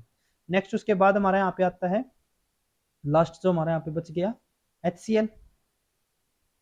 ठीक है, तो अगर हम यहाँ पे बात करें HCl के लिए तो वही हमारा यहाँ पे formula M1V1 is equal to M2V2। तो यहाँ पे हमारा जो M1 होगा, M1 हमारा 1 मोलर है, 1 मोलर को हम क्या करते हैं यहाँ पे मिली मोलर में इसको कन्वर्ट करना पड़ेगा ना, तो यहाँ पे हमारा 1000 मिली मोलर हो गया। ठीक है, उसके बाद वॉल्यूम में यहाँ पे अगर हम बात करें तो वॉल्यूम में यहाँ पे कैलकुलेट करनी थी, जो हमारे यहाँ पे वर्किंग सोल्यूशन होगा वो हमें कितनी कंसेंट्रेशन का प्रिपेयर करना है 50 का, और यहाँ पे हमें कितना बनाना है ये 1000 ml। तो V1 हमारा यहाँ पे क्या हो जाएगा 50 इंटू 1000 डिवाइडेड बाई 1000, तो ये हमारा कैंसिल, तो ये हमारे यहाँ पे 50। तो यहाँ पे जो हमारी वॉल्यूम आएगी HCl की वो हमारी कितनी हो जाएगी 50 ml। ठीक है, तो आगे पे अगर हम ऑप्शन की बात करें तो फर्स्ट ऑप्शन में यहाँ पे 200, 20 और 50 जो कि यहाँ पे हमने कैलकुलेट किया है, तो ये हमारे यहाँ पे करेक्ट होगा। यहाँ पे हमारा 250, तो ये हमारा इनकरेक्ट। तो जो हमारे यहाँ पे फर्स्ट ऑप्शन होता है वही हमारे यहाँ पे करेक्ट होगा। नेक्स्ट उसके बाद हमारे यहाँ पे क्वेश्चन आता है using only random VDJ recombination from 40V 30D and 6J gene segment, the number of possible variable region of the resulting antibody would be। यहाँ पे मैं VDG रिकॉम्बिनेशन के थ्रू में यहाँ पे जो पॉसिबल हमारे यहाँ पे वेरिएबल रीजन हो सकते हैं उनके जो नंबर होंगे वे हम यहाँ पे कैलकुलेट करने हैं। तो सिंपली आपको इसके लिए क्या करना है, जो हमारे VDJ नाम से आप यहाँ पे ध्यान में रख सकते हो, इनको हमें क्या कर देना मल्टीप्लाई कर देना है। जैसे कि 40 इंटू 30 इंटू 6, तो ये हमारा कितना हो जाएगा 7200। तो यहाँ पे हमारा जो सेकंड ऑप्शन होगा वही हमारा यहाँ पे करेक्ट होगा। नेक्स्ट उसके बाद हमारे यहाँ पे क्वेश्चन आता है the aluminium bronze alloy consist of copper and aluminium. हमारे यहाँ पे क्या है कि हमारा ब्रॉन्ज जो एलॉय होता है ना वो हमारा किसका बना होगा कॉपर प्लस एल्यूमिनियम।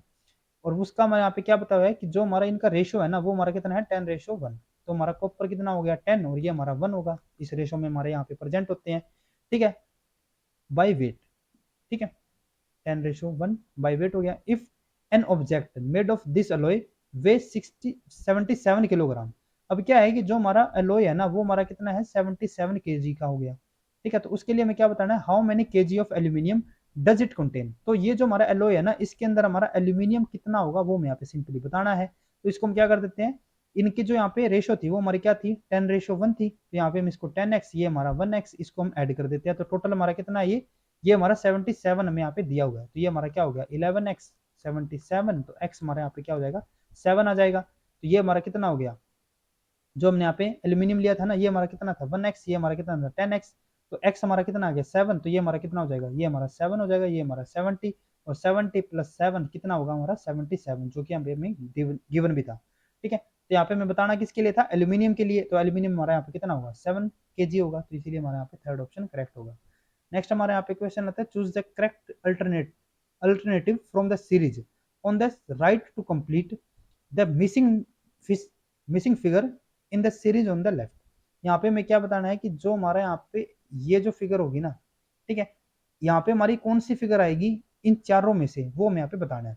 तो अगर हम यहाँ पे इस सीरीज को देखते हैं, तो यहाँ पे हम इनिशियली हमारा क्या था कि यहाँ पे हमारा एक बॉक्स था ये, ठीक है, और उसमें से हम क्या करते हैं, यहाँ पे हमारी फर्स्ट जो नीचे वाली जो हमारी यहाँ पे ये वाली जो साइड है ना, वो हमने यहाँ पे रिमूव कर दी। ठीक है, नेक्स्ट में हम क्या करते हैं, इसकी जो अपोजिट वाली होगी वो हमने यहाँ पे रिमूव कर दी। ठीक है, अब उससे नेक्स्ट हमारे यहाँ पे क्या होगा, इसमें से हमारे यहाँ पे जो साइड वाली या तो ये वाली या फिर ये, इनमें से एक तो हमारे यहाँ पे रिमूव जरूर होगी। उसके अलावा अगर हम यहाँ पे बात करें, जो हमारे यहाँ पे डॉट भी है, पहले हमारी यहाँ पे थी, अब ये यहाँ पे चली गई, फिर हमारे 90 डिग्री और यहाँ पे ये शिफ्ट हो गई, और अब की बार ये यहाँ पे पहुंचने के बाद अब क्या होगा, ये 90 डिग्री यहाँ पे पहुंचेगी। तो इसका मतलब जो हमारी ये डॉट होगी ना, वो कहाँ पे हो सकती है, इस पोजीशन पे होगी। ये तो हमारे यहाँ पे एलिमिनेट हो ही गए।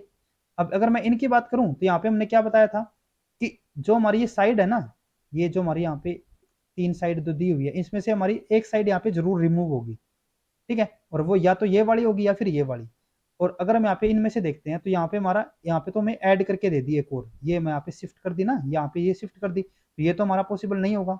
यहाँ पे हमने क्या किया, ये वाली साइड रिमूव कर दी, और ये हमारे यहाँ पे डॉट यहाँ पे पहुंच गई। ये हमारे यहाँ पे जो सेकंड वाली फिगर होगी, वही हमारे यहाँ पे इसके लिए करेक्ट बनेगी। तो इसीलिए हमारे यहाँ पे जो फोर्थ ऑप्शन है, फोर्थ ऑप्शन के अंदर हमें सेकंड यहाँ पे दिया हुआ है फिगर, तो इसलिए यही हमारे यहाँ पे करेक्ट होगा। नेक्स्ट उसके बाद हमारे यहाँ पे क्वेश्चन आता है, the role of DNA ligase in DNA replication is. जो हमारा डीएनए रेप्लिकेशन है उसके अंदर डीएनए लाइगेज का हमारा क्या रोल रहता है, वो हमें यहाँ पे बताना है। तो डीएनए लाइगेज का क्या काम होता था, जो हमारे प्राइमर होते थे, ठीक है, जैसे कि हमारे यहाँ पे डीएनए रेप्लिकेशन होती है, तो उसके अंदर हमारे क्या होते थे, प्राइमर हमारे कुछ यहाँ पे रहते थे। ठीक है, जैसे कि ये हमारे यहाँ पे क्या हो गया, एक प्राइमर यहाँ पे हो गया, तो उस प्राइमर को हम रिमूव करके क्या करते थे, यहाँ पे जो हमारे यहाँ पे पॉलीमरेज होता था, वो इनकी जगह यहाँ पे क्या करेगा। अब ये जो प्राइमर थे वे हमारे क्या थे, आरएनए थे, तो आरएनए को हमने रिमूव करके यहाँ पे डीएनए की सिंथेसिस हम करते थे। और सिंथेसिस करते करते लास्ट का जो हमारे यहाँ पे बॉन्ड रहता था ना, उसको यहाँ पे बाउंड करने के लिए हमारा यहाँ पे कौन सा एंजाइम होता था, डीएनए लाइगेज। तो ये क्या करता था, अब जो दो हमारे यहाँ पे बेस होंगे, ठीक है, न्यूक्लिक एसिड के अंदर दो बेस हमारे एक दूसरे के साथ किसके थ्रू बाउंड रहते हैं, जो हमारा यहाँ पे फॉस्फोडाइस्टर बॉन्ड होगा। तो जो हमारा लाइगेज होता है ना, वो हमारा क्या करता है, फॉस्फोडाइस्टर बॉन्ड की यहाँ पे फॉर्मेशन करेगा। और फॉस्फोडाइस्टर बॉन्ड हमारा किसके, किन दो मॉलिक्यूल के बीच में हमारे यहाँ पे बनता था, वो हमारा होता था 3' OH और 5' फॉस्फेट के बीच में। तो बस यही हमें यहाँ पे सिलेक्ट करना है। तो यहाँ पे मैं क्या दिया, base pairing of the template and newly form DNA strand. नहीं, ऐसा ये नहीं करता, ये तो हमारा पॉलीमरेज करता था। सेकंड में यहाँ पे क्या दिया, formation of phosphodiester bond between the 3' OH of one Okazaki fragment. Okazaki fragment हमारे कौन से होते थे, जो ये वाले हमारे फ्रेगमेंट होंगे, Okazaki fragment at the 5' phosphate of the next lagging strand. तो यही हमारे यहाँ पे करेक्ट होगा, तो सेकंड ऑप्शन हमारे यहाँ पे करेक्ट होता है।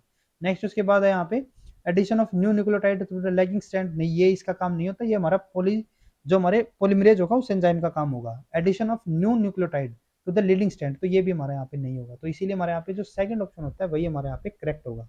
नेक्स्ट उसके बाद हमारे यहाँ पे क्वेश्चन आता है, which one of the following method of investigating the sequence specificity of DNA binding protein in vitro.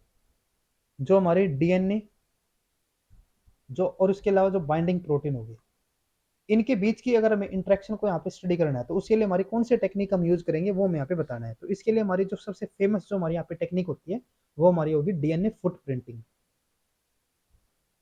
ठीक है, जो आप मोल बायो के अंदर जब हम जो एंजाइम्स वगैरह को पढ़ते थे ना, ठीक है, कि कौन सा हमारा एंजाइम यहाँ पे डीएनए के ऊपर जाके बाइंड होगा, वो रेप्लिकेशन करवाएगा, तो ये सब जो हम पे स्टडी करते थे ना, वो हम किस टेक्निक के थ्रू करते हैं, जो हमारी डीएनए फुट प्रिंटिंग होती है। ठीक है, तो इसीलिए हमारे यहाँ पे जो सेकंड ऑप्शन होगा वही हमारे यहाँ पे करेक्ट है। उसके बाद अगर हम यहाँ पे बात करें साउथर्न हाइब्रिडाइजेशन, तो ये हमारी डीएनए के लिए हमारी ये टेक्निक रहती है। ठीक है, ये हमारी डीएनए बाइंडिंग प्रोटीन के लिए इसके अंदर हमारे यहाँ पे कोई रोल नहीं रहेगा। ठीक है, यहाँ पे क्या है कि इन्वेस्टिगेटिंग द सीक्वेंस स्पेसिफिसिटी, ये जो साउथर्न ब्लॉट है ना, वो हमारा मैक्सिमम टू मैक्सिमम हमारे यहाँ पे क्या कर सकता है कि जो हमारा आरएनए होगा, ठीक है, सॉरी हमारा जो डीएनए होगा, ठीक है, उसके साथ जो हमारा प्रोटीन अगर बाउंड रहता है तो उसके लिए हम यहाँ पे इसको यूज कर सकते हैं। लेकिन जो सीक्वेंस स्पेसिफिसिटी है उसके लिए तो हमारी कौन सी टेक्निक यहाँ पे यूज होगी, जो हमारे डीएनए फुटप्रिंटिंग होगी। जीन टारगेटिंग भी हमारा नहीं होगा, ये तो हमारा आरडीटी का एक पोर्शन हो जाता है। नेक्स्ट उसके बाद हमारे यहाँ पे पॉलीमरेज चेन रिएक्शन, तो ये भी हमारे यहाँ पे यूज नहीं होता। तो जो सेकंड ऑप्शन होगा वही हमारे यहाँ पे करेक्ट होगा। नेक्स्ट उसके बाद हमारे यहाँ पे क्वेश्चन आता है, how many peptide fragment can be generated from the complete digestion of the polypeptide. यहाँ पे मैं एक सीक्वेंस दिया हुआ है विद द ट्रिप्सिन। अब यहाँ पे क्या है कि हमारे यहाँ पे एक पेप्टाइड फ्रेगमेंट हमारे पास है, ठीक है, एक ये पेप्टाइड हो गया, और इसको हमें क्या करना है, इसकी कंप्लीट डाइजेशन हमें करनी है, किसके साथ, ट्रिप्सिन के साथ। ट्रिप्सिन के लिए हमारा एक पीछे क्वेश्चन आया था, उसके हमने क्या बताया था कि ये हमारा कहाँ पे कट करेगा, जो हमारा आर के या फिर के आर, ठीक है, लाइसिन और आर्जिनिन की जो सी टर्मिनस होगा, ये हमारा कौन सा होता है एन टर्मिनस, ये हमारा कौन सा होगा सी टर्मिनस। तो जो हमारे के और आर होंगे ना, उनके जो सी टर्मिनस होगा उसके ऊपर ये क्या करेंगे, कट करेंगे। तो हमें यहाँ पे बताना क्या है कि जब हमने इसको ट्रिप्सिन के साथ यहाँ पे कंप्लीटेड रजिस्टर्ड कर दिया, तो उसके बाद जो हमारा ये फ्रेगमेंट है ना, जो हमारे पेप्टाइड है इनिशियली, इसके हमारे कितने यहाँ पे फ्रेगमेंट बनेंगे। तो अगर हम यहाँ पे कट करते हैं पहले, जैसे कि एक हमारा ये वाला आर हो गया, आर के को हम यहाँ पे पहले सिलेक्ट कर लेते हैं, एक हमारा यहाँ पे हो गया, उसके अलावा एक यहाँ पे हो जाता है, ठीक है। अब यहाँ पे ना एक चीज आपको ध्यान में रखनी है कि ये हमारा जो के और आर की हम बात कर रहे हैं, ट्रिप्सिन उसके सी टर्मिनस पे जरूर कट करेगा, लेकिन इसके सी टर्मिनस पे जस्ट वहां पे प्रोलिन नहीं होना चाहिए, पी नहीं होना चाहिए। अगर पी वहां पे होता है तो वो वहां पे कट नहीं कर पाएगा, इनफेक्टिव वहां पे वो हो जाएगा, ठीक है। यहाँ पे अगर हम बात करें तो यहाँ पे मैं आर दिया हुआ है, यहाँ पे कट कर देगा, के दिया हुआ है, यहाँ पे कट करेगा, क्योंकि इसके जस्ट बाद यहाँ पे प्रोलिन तो है नहीं, तो कोई प्रॉब्लम वाली यहाँ पे बात है नहीं, तो यहाँ पे भी ये कट कर देगा।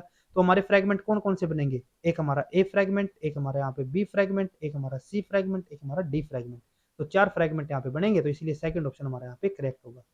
नेक्स्ट हमारे यहाँ पे क्वेश्चन आता है, bacterial protect themselves from the phases by producing the following enzyme which fragment the phase genome. जो बैक्टीरियल है, बैक्टीरिया जो होते हैं, ठीक है, वो फेजिस से या फिर जो वायरस होते हैं उनसे अपने आप को किस तरीके से प्रोटेक्ट करेंगे, किस एंजाइम की फॉर्मेशन करते हैं, ठीक है। और देखो इन्होंने यहाँ पे आगे एक चीज हमें और दी हुई है, इनका क्वेश्चन तो देखो यही है कि जो बैक्टीरिया है ना, वो वायरस से अपने आप को किस तरीके से, किस एंजाइम की प्रोडक्शन से वो अपने आप को प्रोटेक्ट करते हैं। और इन्होंने आगे चीज ये भी कह दी कि विच फ्रेगमेंट द फेज जीनोम। इन्होंने क्या बोला है कि जो हमारे बैक्टीरिया है वो कौन से एंजाइम को प्रोड्यूस करेंगे जिसके थ्रू ये क्या कर रहे हैं, वायरस से अपने आप को प्रोटेक्ट कर रहे हैं।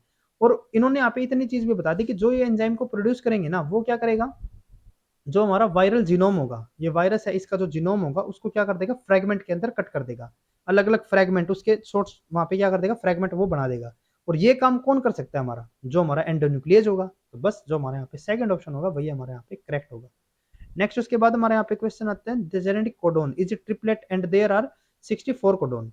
जो हमारा जेनेटिक कोडोन होते हैं वे हमारे क्या होते हैं, ट्रिपलेट फॉर्म में यहाँ पे हमें देखने को मिलते हैं, जैसे कि ए हो गया, जी जी सी हो गया, ठीक है। तो जो हमारे यहाँ पे ट्रिपलेट जो हमारे कोडोन्स होते हैं वे हमारे ट्रिपलेट फॉर्म में होते हैं, और उसके हमारे यहाँ पे टोटल कितने कोडोन्स हमारे यहाँ पे पॉसिबल होते हैं, 64 ही होंगे, ठीक है। जैसे कि यहाँ पे हमारा फर्स्ट हमारा ये nucleotide, second base, third base, ठीक है, ट्राई न्यूक्लियोटाइड होते हैं ना हमारे। तो ये हमारे क्योंकि ट्रिपलेट फॉर्म में है, तो टोटल हमारे यहाँ पे कितने पॉसिबल कॉम्बिनेशन हो सकते हैं, या फिर कितने कोडोन हमारे यहाँ पे बनते थे। अब इस पोजीशन के ऊपर हमारे कितने यहाँ पे बेसिस हो सकते हैं, ए भी हो सकता है, टी भी हो सकता है, सॉरी टी तो नहीं होगा, यू होगा यहाँ पे, यूरासिल भी हो सकता है, ग्वेनिन भी हो सकता है, और साइटोसिन भी हो सकता है। तो 4 हमारे पास यहाँ पे पॉसिबिलिटी होगी, नेक्स्ट पे भी 4 ही होंगी, और उससे नेक्स्ट भी हमारी क्या होती है, यहाँ पे 4 ही होंगी। तो टोटल हमारे 64 यहाँ पे कोडोन्स हमारे बनते हैं। ये हमारे यहाँ पे जो इन्फॉर्मेशन है वो हमें ऑलरेडी यहाँ पे प्रोवाइडेड है। हमें पूछा क्या गया है यहाँ पे, how many codon would be possible if that codon is doublet. तो अगर हमारे ये डबलेट फॉर्म में होते तो हमारे यहाँ पे कितने नंबर हमारे यहाँ पे कोडोन्स के होते हैं वो हमें यहाँ पे बताना है। तो ट्रिपलेट में अगर हम यहाँ पे इसको 4⁻³ कर रहे हैं, तो हमारे डुबलेट में क्या हो जाएगी, 4⁻², यानी कि हमारे पॉसिबल कॉम्बिनेशन कितने होंगे, 16। तो इसीलिए हमारे यहाँ पे जो फोर्थ ऑप्शन होगा वही हमारे यहाँ पे करेक्ट होगा। नेक्स्ट उसके बाद हमारे यहाँ पे क्वेश्चन आता है, how much sodium hydroxide will you weigh to prepare 0.25 litre of 3 molar solution.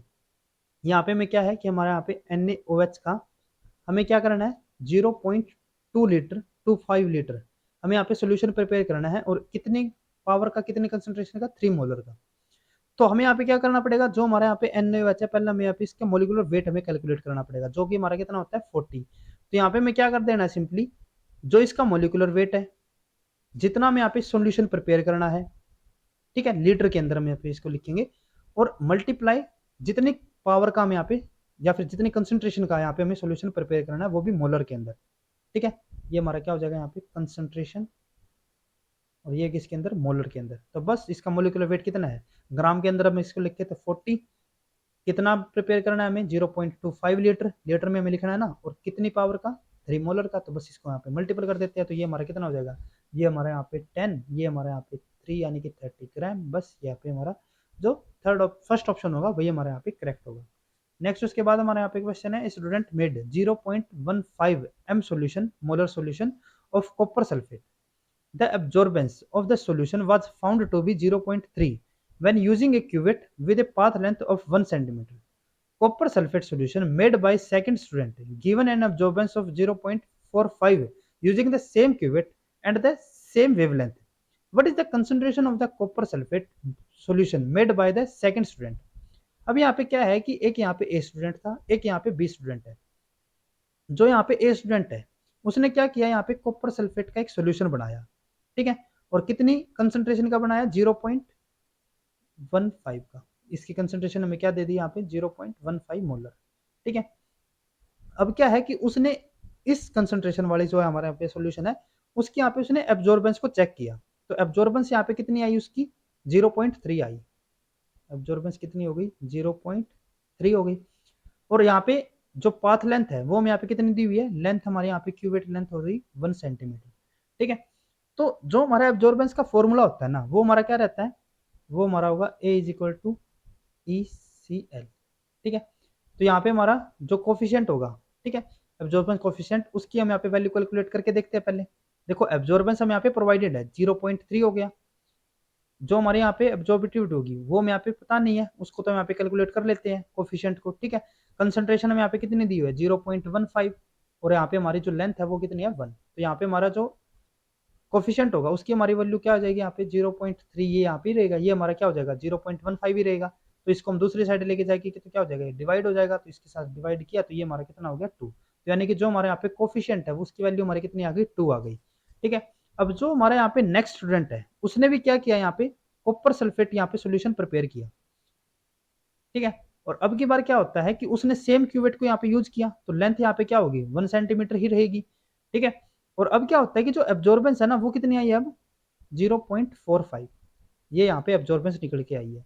ठीक है, वेवलेंथ सेम थी, तो अगर यहाँ पे वेवलेंथ सेम है तो उस, और जो हमारे यहाँ पे जो सोल्यूशन है वो भी सेम है, तो उसका मतलब क्या होगा कि जो यहाँ पे कोफिशिएंट होगा वो भी क्या रहेगा, सेम ही रहेगा। तो यहाँ पे हमारा कोफिशिएंट क्या हो गया 2। तो यहाँ पे मैं बताना क्या है कि जो सेकंड स्टूडेंट था उसने कितनी कंसंट्रेशन का यहाँ पे सोल्यूशन प्रिपेयर किया होगा, यानी कि जो हमारे यहाँ पे सी की वैल्यू वो यहाँ पे कैलकुलेट करनी है।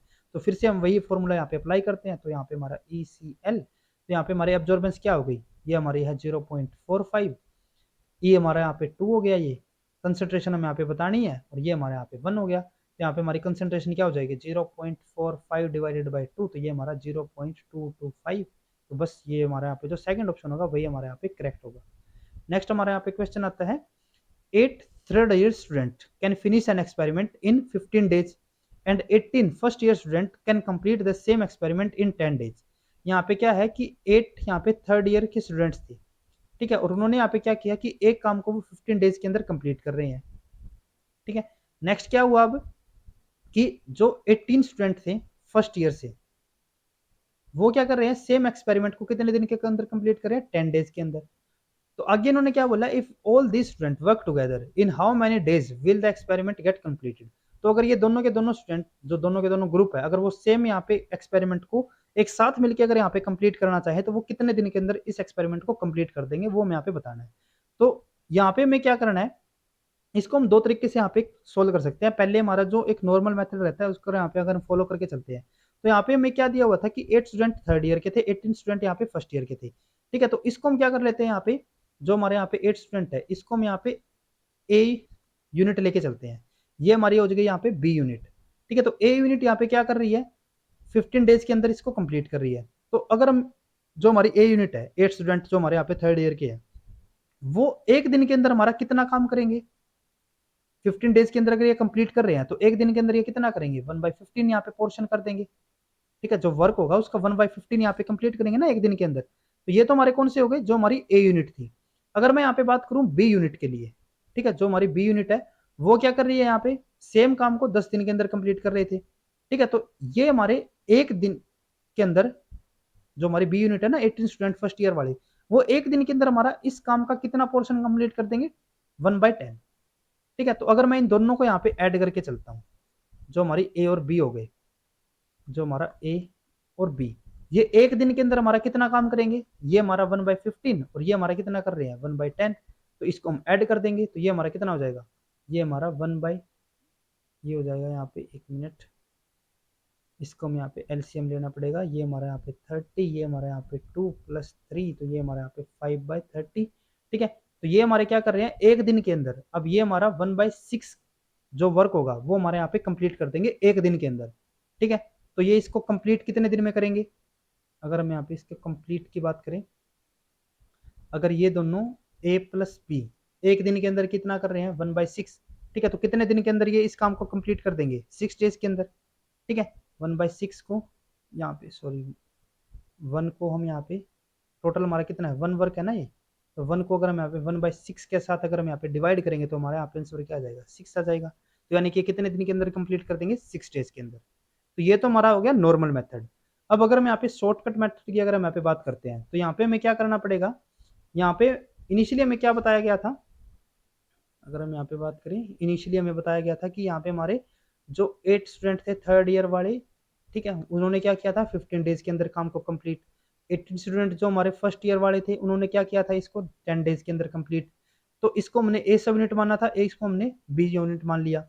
अब अगर हमारे यहाँ पे सेम यूनिट हमारी चल रही है, ठीक है, तो उसके अंदर हमें क्या कर देना है कि ए वाले जो हमारे यहाँ पे ए प्लस बी की अगर हम यहाँ पे बात करें, कितने दिन के अंदर ये काम को कंप्लीट करेंगे, तो जितने दिन के अंदर हमारे ए वाले कंप्लीट कर रहे थे, 15 डेज के अंदर कंप्लीट कर रहे थे, ठीक है, मल्टीप्लाई जो बी वाले हमारे यहाँ पे कंप्लीट कर रहे थे, यानी कि ए इंटू बी डिवाइडेड बाई हमें क्या कर देना है ए प्लस बी। तो यहाँ पे हमारा क्या हो जाएगा 15 + 10, तो ये हमारा क्या हो गया 150 डिवाइडेड बाई 25, ये हमारा कितना हो जाएगा 6। तो बस यहाँ पे हमारा थर्ड ऑप्शन होगा भैया हमारे यहाँ पे करेक्ट होता है। नेक्स्ट उसके बाद हमारे यहाँ पे क्वेश्चन आता है, two particles are moving back and forth in a 10 metre long tube. Particle P is moving at a speed of 5 meter per second and particle Q at a speed of 2 meter per second. Consider that the both P and Q start at the same time in the same direction. How many times will P cross Q by the time Q reaches the end of the tube? अब यहाँ पे क्या है कि हमारी एक 10 metre की यहाँ पे एक ट्यूब दी हुई है हमें, ठीक है, ये हमारी कितनी है 10 मीटर की। अब ये हमारा क्या हो रहा है कि यहाँ पे हमारे दो पार्टिकल है, एक हमारा P है, एक हमारा यहाँ पे Q है। अब ये क्या हो रहा है, ये हमारे सेम डायरेक्शन में सेम टाइम पे हमारे रन करना यहाँ पे स्टार्ट करेंगे। ये जब यहाँ पे रन कर रहे हैं, ठीक है, इनकी जो स्पीड है, पी की यहाँ पे स्पीड क्या दी हुई है 5 मीटर पर सेकेंड, 5 मीटर पर सेकेंड, और ये हमारी जो क्यू की स्पीड है वो हमारी कितनी है 2 मीटर पर सेकेंड। तो हमें यहाँ पे बताना क्या है कि जब तक हमारा जो क्यू है वो हमारा इस पॉइंट पर पहुंचेगा, ठीक है, ये हमारे क्या हो रहे हैं, ये हमारे आगे जाएंगे, ये हमारे पीछे जाएंगे, यहाँ पे टकराने के बाद वापस आएंगे। ठीक है, तो हमें यहाँ पे बताना क्या है कि जो हमारा क्यू है ना वो हमारा जब यहाँ तक पहुंचेगा तो उस टाइम तक जो हमारा पी है वो इसको कितनी बार क्रॉस करेगा वो हमें यहाँ पे बताना है। तो यहाँ पे मैं क्या करना है, जैसे कि यहाँ पे पहले अगर हम बात करें क्यू के लिए, पहले हम बात कर लेते हैं, तो क्यू हमारा इस पॉइंट पर कितने टाइम में पहुंचेगा, टोटल हमारा डिस्टेंस कितना है 10, इसकी स्पीड कितनी है 2 मीटर पर सेकेंड, तो ये हमारा कितना टाइम लगेगा 5 सेकेंड। 5 सेकेंड में क्या हो जाएगा कि जो हमारा क्यू है वो हमारा इस पॉइंट पे पहुंच जाएगा। ठीक है, अब 5 सेकंड के अंदर जो हमारा पी है वो इसको कितने बार क्रॉस करेगा वो हमें यहाँ पे बताना है। तो वो हम कैसे कैलकुलेट करते हैं, जैसे कि यहाँ पे अगर हम 5 सेकंड की अगर हम बात करें, जो हमारा पी है वो हमारा क्या कर रहा है एक सेकंड में 5 मीटर यहाँ पे डिस्टेंस कवर कर रहा है। तो पहली अगर हम यहाँ पे सेकंड की बात करें तो वो हमारा क्या यहाँ पे पहुंच जाएगा, बीच में पहुंच गया। ठीक है, उसके बाद सेकंड में हमारा क्या होगा, ये हमारा यहाँ पे पहुंच जाएगा 2 सेकंड के बाद। थर्ड टाइम पे जो हमारे यहाँ पे थर्ड सेकंड होगी, थर्ड सेकंड पे क्या होगा, ये हमारा फिर से यहाँ पे पहुंच जाएगा, बीच में वापस आ रहा है ना ये, तो यहाँ पे पहुंचेगा। और जो हमारी ये थर्ड सेकंड होगी उस टाइम तक जो हमारा यहाँ पे क्या होगा वो हमारा कहाँ पे पहुंच जाएगा 6 मीटर पर, कुछ यहाँ पे हमारा पहुंच जाएगा। ये हमारा बीच में आ गया था यहाँ पे 5 मीटर वाली जगह पे। तो एक बार तो ये यहाँ पे देखो क्रॉस कर गया इसको, ये यहाँ पे हमारा जा रहा था, ये वापिस आ रहा था, तो एक बार तो हमारा ये ऑलरेडी क्रॉस कर चुका है। नेक्स्ट उसके बाद अगर मैं यहाँ पे फोर्थ की बात करूँ, 4 सेकंड के बाद, तो हमारे यहाँ पे जो क्या होगा वो हमारा कहाँ पे पहुंच चुका है 8 के ऊपर, और जो हमारा पी है वो हमारा कहाँ पे पहुंच चुका है, जो हमारी इनिशियल यहाँ पे स्टार्टिंग स्टेज थी 0 के ऊपर। अब उसके बाद 5th सेकंड के बाद जो हमारे यहाँ पे क्या हुआ है वो तो हमारे यहाँ पे पहुंच चुका है ऑलरेडी। ठीक है, और जो हमारा पी है अब वो कहाँ तक पहुंचेगा, वो इसी पोजीशन पे वापस आ जाएगा। ठीक है, तो ये हमारा जो क्यू है वो हमारे यहाँ पे पहुंच चुका है। तो यहाँ पे पी ने कितनी बार इसको क्रॉस किया, सिर्फ एक ही बार। तो यहाँ पे हमारा जो सेकंड ऑप्शन आएगा वही हमारे यहाँ पे करेक्ट होगा। नेक्स्ट उसके बाद हमारे यहाँ पे क्वेश्चन है denaturation of DNA is a. जो डीएनए डीनेचुरेशन होती है वो हमारी किस टाइप की प्रोसेस रहेगी, वो हमारी होती है कोऑपरेटिव फेनोमिना। कैसे होगी, जैसे कि अगर हम यहाँ पे डीएनए मेल्टिंग की अगर हम बात करें, डीएनए डीनेचुरेशन की, तो उसके लिए आपने एक ग्राफ देखा होगा। ठीक है, तो ग्राफ हमारा किस टाइप का होता है, इसके लिए कुछ हमारा इस टाइप का ग्राफ होता है।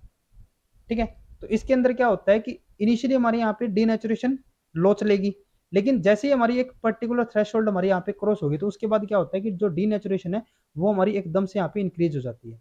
ठीक है, और ये जो हमारे यहाँ पे फेनोमेना होता है ना, ये हमारा किसको शो करता है, कोऑपरेटिविटी को। ये जो हमारा इस टाइप का ग्राफ रहेगा बस, तो इसी बेस पे हमारे यहाँ पे जो फर्स्ट ऑप्शन होगा वही हमारे यहाँ पे करेक्ट होगा। नेक्स्ट उसके बाद हमारे यहाँ पे क्वेश्चन दिया हुआ है A B and C, sorry A B C and D are to be seated in a row. हमारे यहाँ पे क्या है कि एक ए है, एक बी, एक सी, एक डी। इन चारों को मैं क्या करना है, एक रो के अंदर हमें इनको बिठाना है यहाँ पे। अब क्या है, but C and D can not be together. अब जो सी और डी है ना, ये एक दूसरे के पास पास यहाँ पे नहीं बैठ सकते। उसके अलावा क्या है, also be can not B at the third place. और जो हमारा बी है ना, वो हमारा थर्ड प्लेस पे कभी भी नहीं आएगा। ठीक है, तो उसके लिए हमारे यहाँ पे अब क्या है, which one of the following must be false. अब अगर ये हमारी कंडीशन बनती है तो उसके लिए हमारी जो हमारी ऑप्शन दिए हुए हैं उसमें से कौन सा यहाँ पे हमारी स्टेटमेंट बिल्कुल ही फॉल्स होगी, यानी कि कौन सी कंडीशन के अंदर ये हम जो यहाँ पे कंडीशन अप्लाई कर रहे हैं ना, वे हमारी कंडीशन फुलफिल नहीं हो सकती किस ऑप्शन के अकॉर्डिंग। तो यहाँ पे हमारा क्या होगा, जैसे कि हमारे फर्स्ट पोजिशन, ये सेकंड, ये थर्ड और ये फोर्थ, ये चार पोजिशन होगी यहाँ पे, और इनके ऊपर में ए बी सी और डी को यहाँ पे हमें क्या करना है, बिठाना है। तो यहाँ पे मैं कंडीशन देखो क्या क्या दी हुई है कि जो हमारा बी है ना, वो कभी भी हमारा थर्ड पोजीशन के ऊपर नहीं आएगा, तो इसके ऊपर हमारा बी तो कभी भी नहीं आना चाहिए। उसके अलावा क्या है कि जो हमारा सी और डी है वो एक दूसरे के पास पास कभी भी नहीं हो सकते। तो अब यहाँ पे क्या क्या हो सकता है, देखो कि जो हमारा यहाँ पे सी और डी है, अगर ये एक दूसरे के पास पास नहीं होंगे तो ये कहाँ कहाँ पे बैठ सकते हैं। अगर हमारा जैसे कि सपोज करके चलते हैं, हमारे यहाँ पे अगर सी इस पोजीशन पे आ जाए फर्स्ट के ऊपर, ठीक है, तो जो हमारा डी होगा वो हमारा कहाँ कहाँ पे जा सकता है, वो सेकंड पे नहीं जाएगा क्योंकि बिल्कुल इसके पास तो वो नहीं बैठेगा। थर्ड पे हमारा जा सकता है, फोर्थ पे जा सकता है, तो यानी कि वन हमारा थ्री के साथ जा सकता है और वन हमारा फोर के साथ जा सकता है। क्लियर है, ठीक है। उसके अलावा अगर हमारा जो सी है, ठीक है, सिमिलर हमारे यहाँ पे यूं भी हो सकता है कि यहाँ पे हमारा डी हो और यहाँ पे हमारा सी नहीं आएगा, यहाँ पे हमारा सी हो सकता है, यहाँ पे हमारा सी हो सकता है, तो 1 3 और 1 4 हमारे यहाँ पे पॉसिबल है। उसके अलावा क्या हो सकता है कि जो हमारा यहाँ पे सी है, अगर वो हमारा पहुंच जाए यहाँ पे सेकंड पोजीशन के ऊपर, तो हमारा डी कहाँ पे पहुंचेगा। अगर यहाँ पे हमारा जो सी है वो हमारा सेकंड पोजीशन पे आ गया, तो डी यहाँ पे भी नहीं होगा, डी यहाँ पे भी नहीं होगा, वो सिर्फ फोर्थ पोजीशन पे हो सकता है, तो यानी कि 2 4। अब उसके बाद अगर हमारा सी पहुंच जाता है यहाँ पे थर्ड पोजीशन के ऊपर, तो थर्ड के लिए हमने तो बताया था यहाँ पे भी नहीं आएगा, यहाँ पे भी नहीं आएगा, वो सिर्फ फर्स्ट पे आ सकता है, तो 1 3 हमने यहाँ पे ऑलरेडी लिखा हुआ है।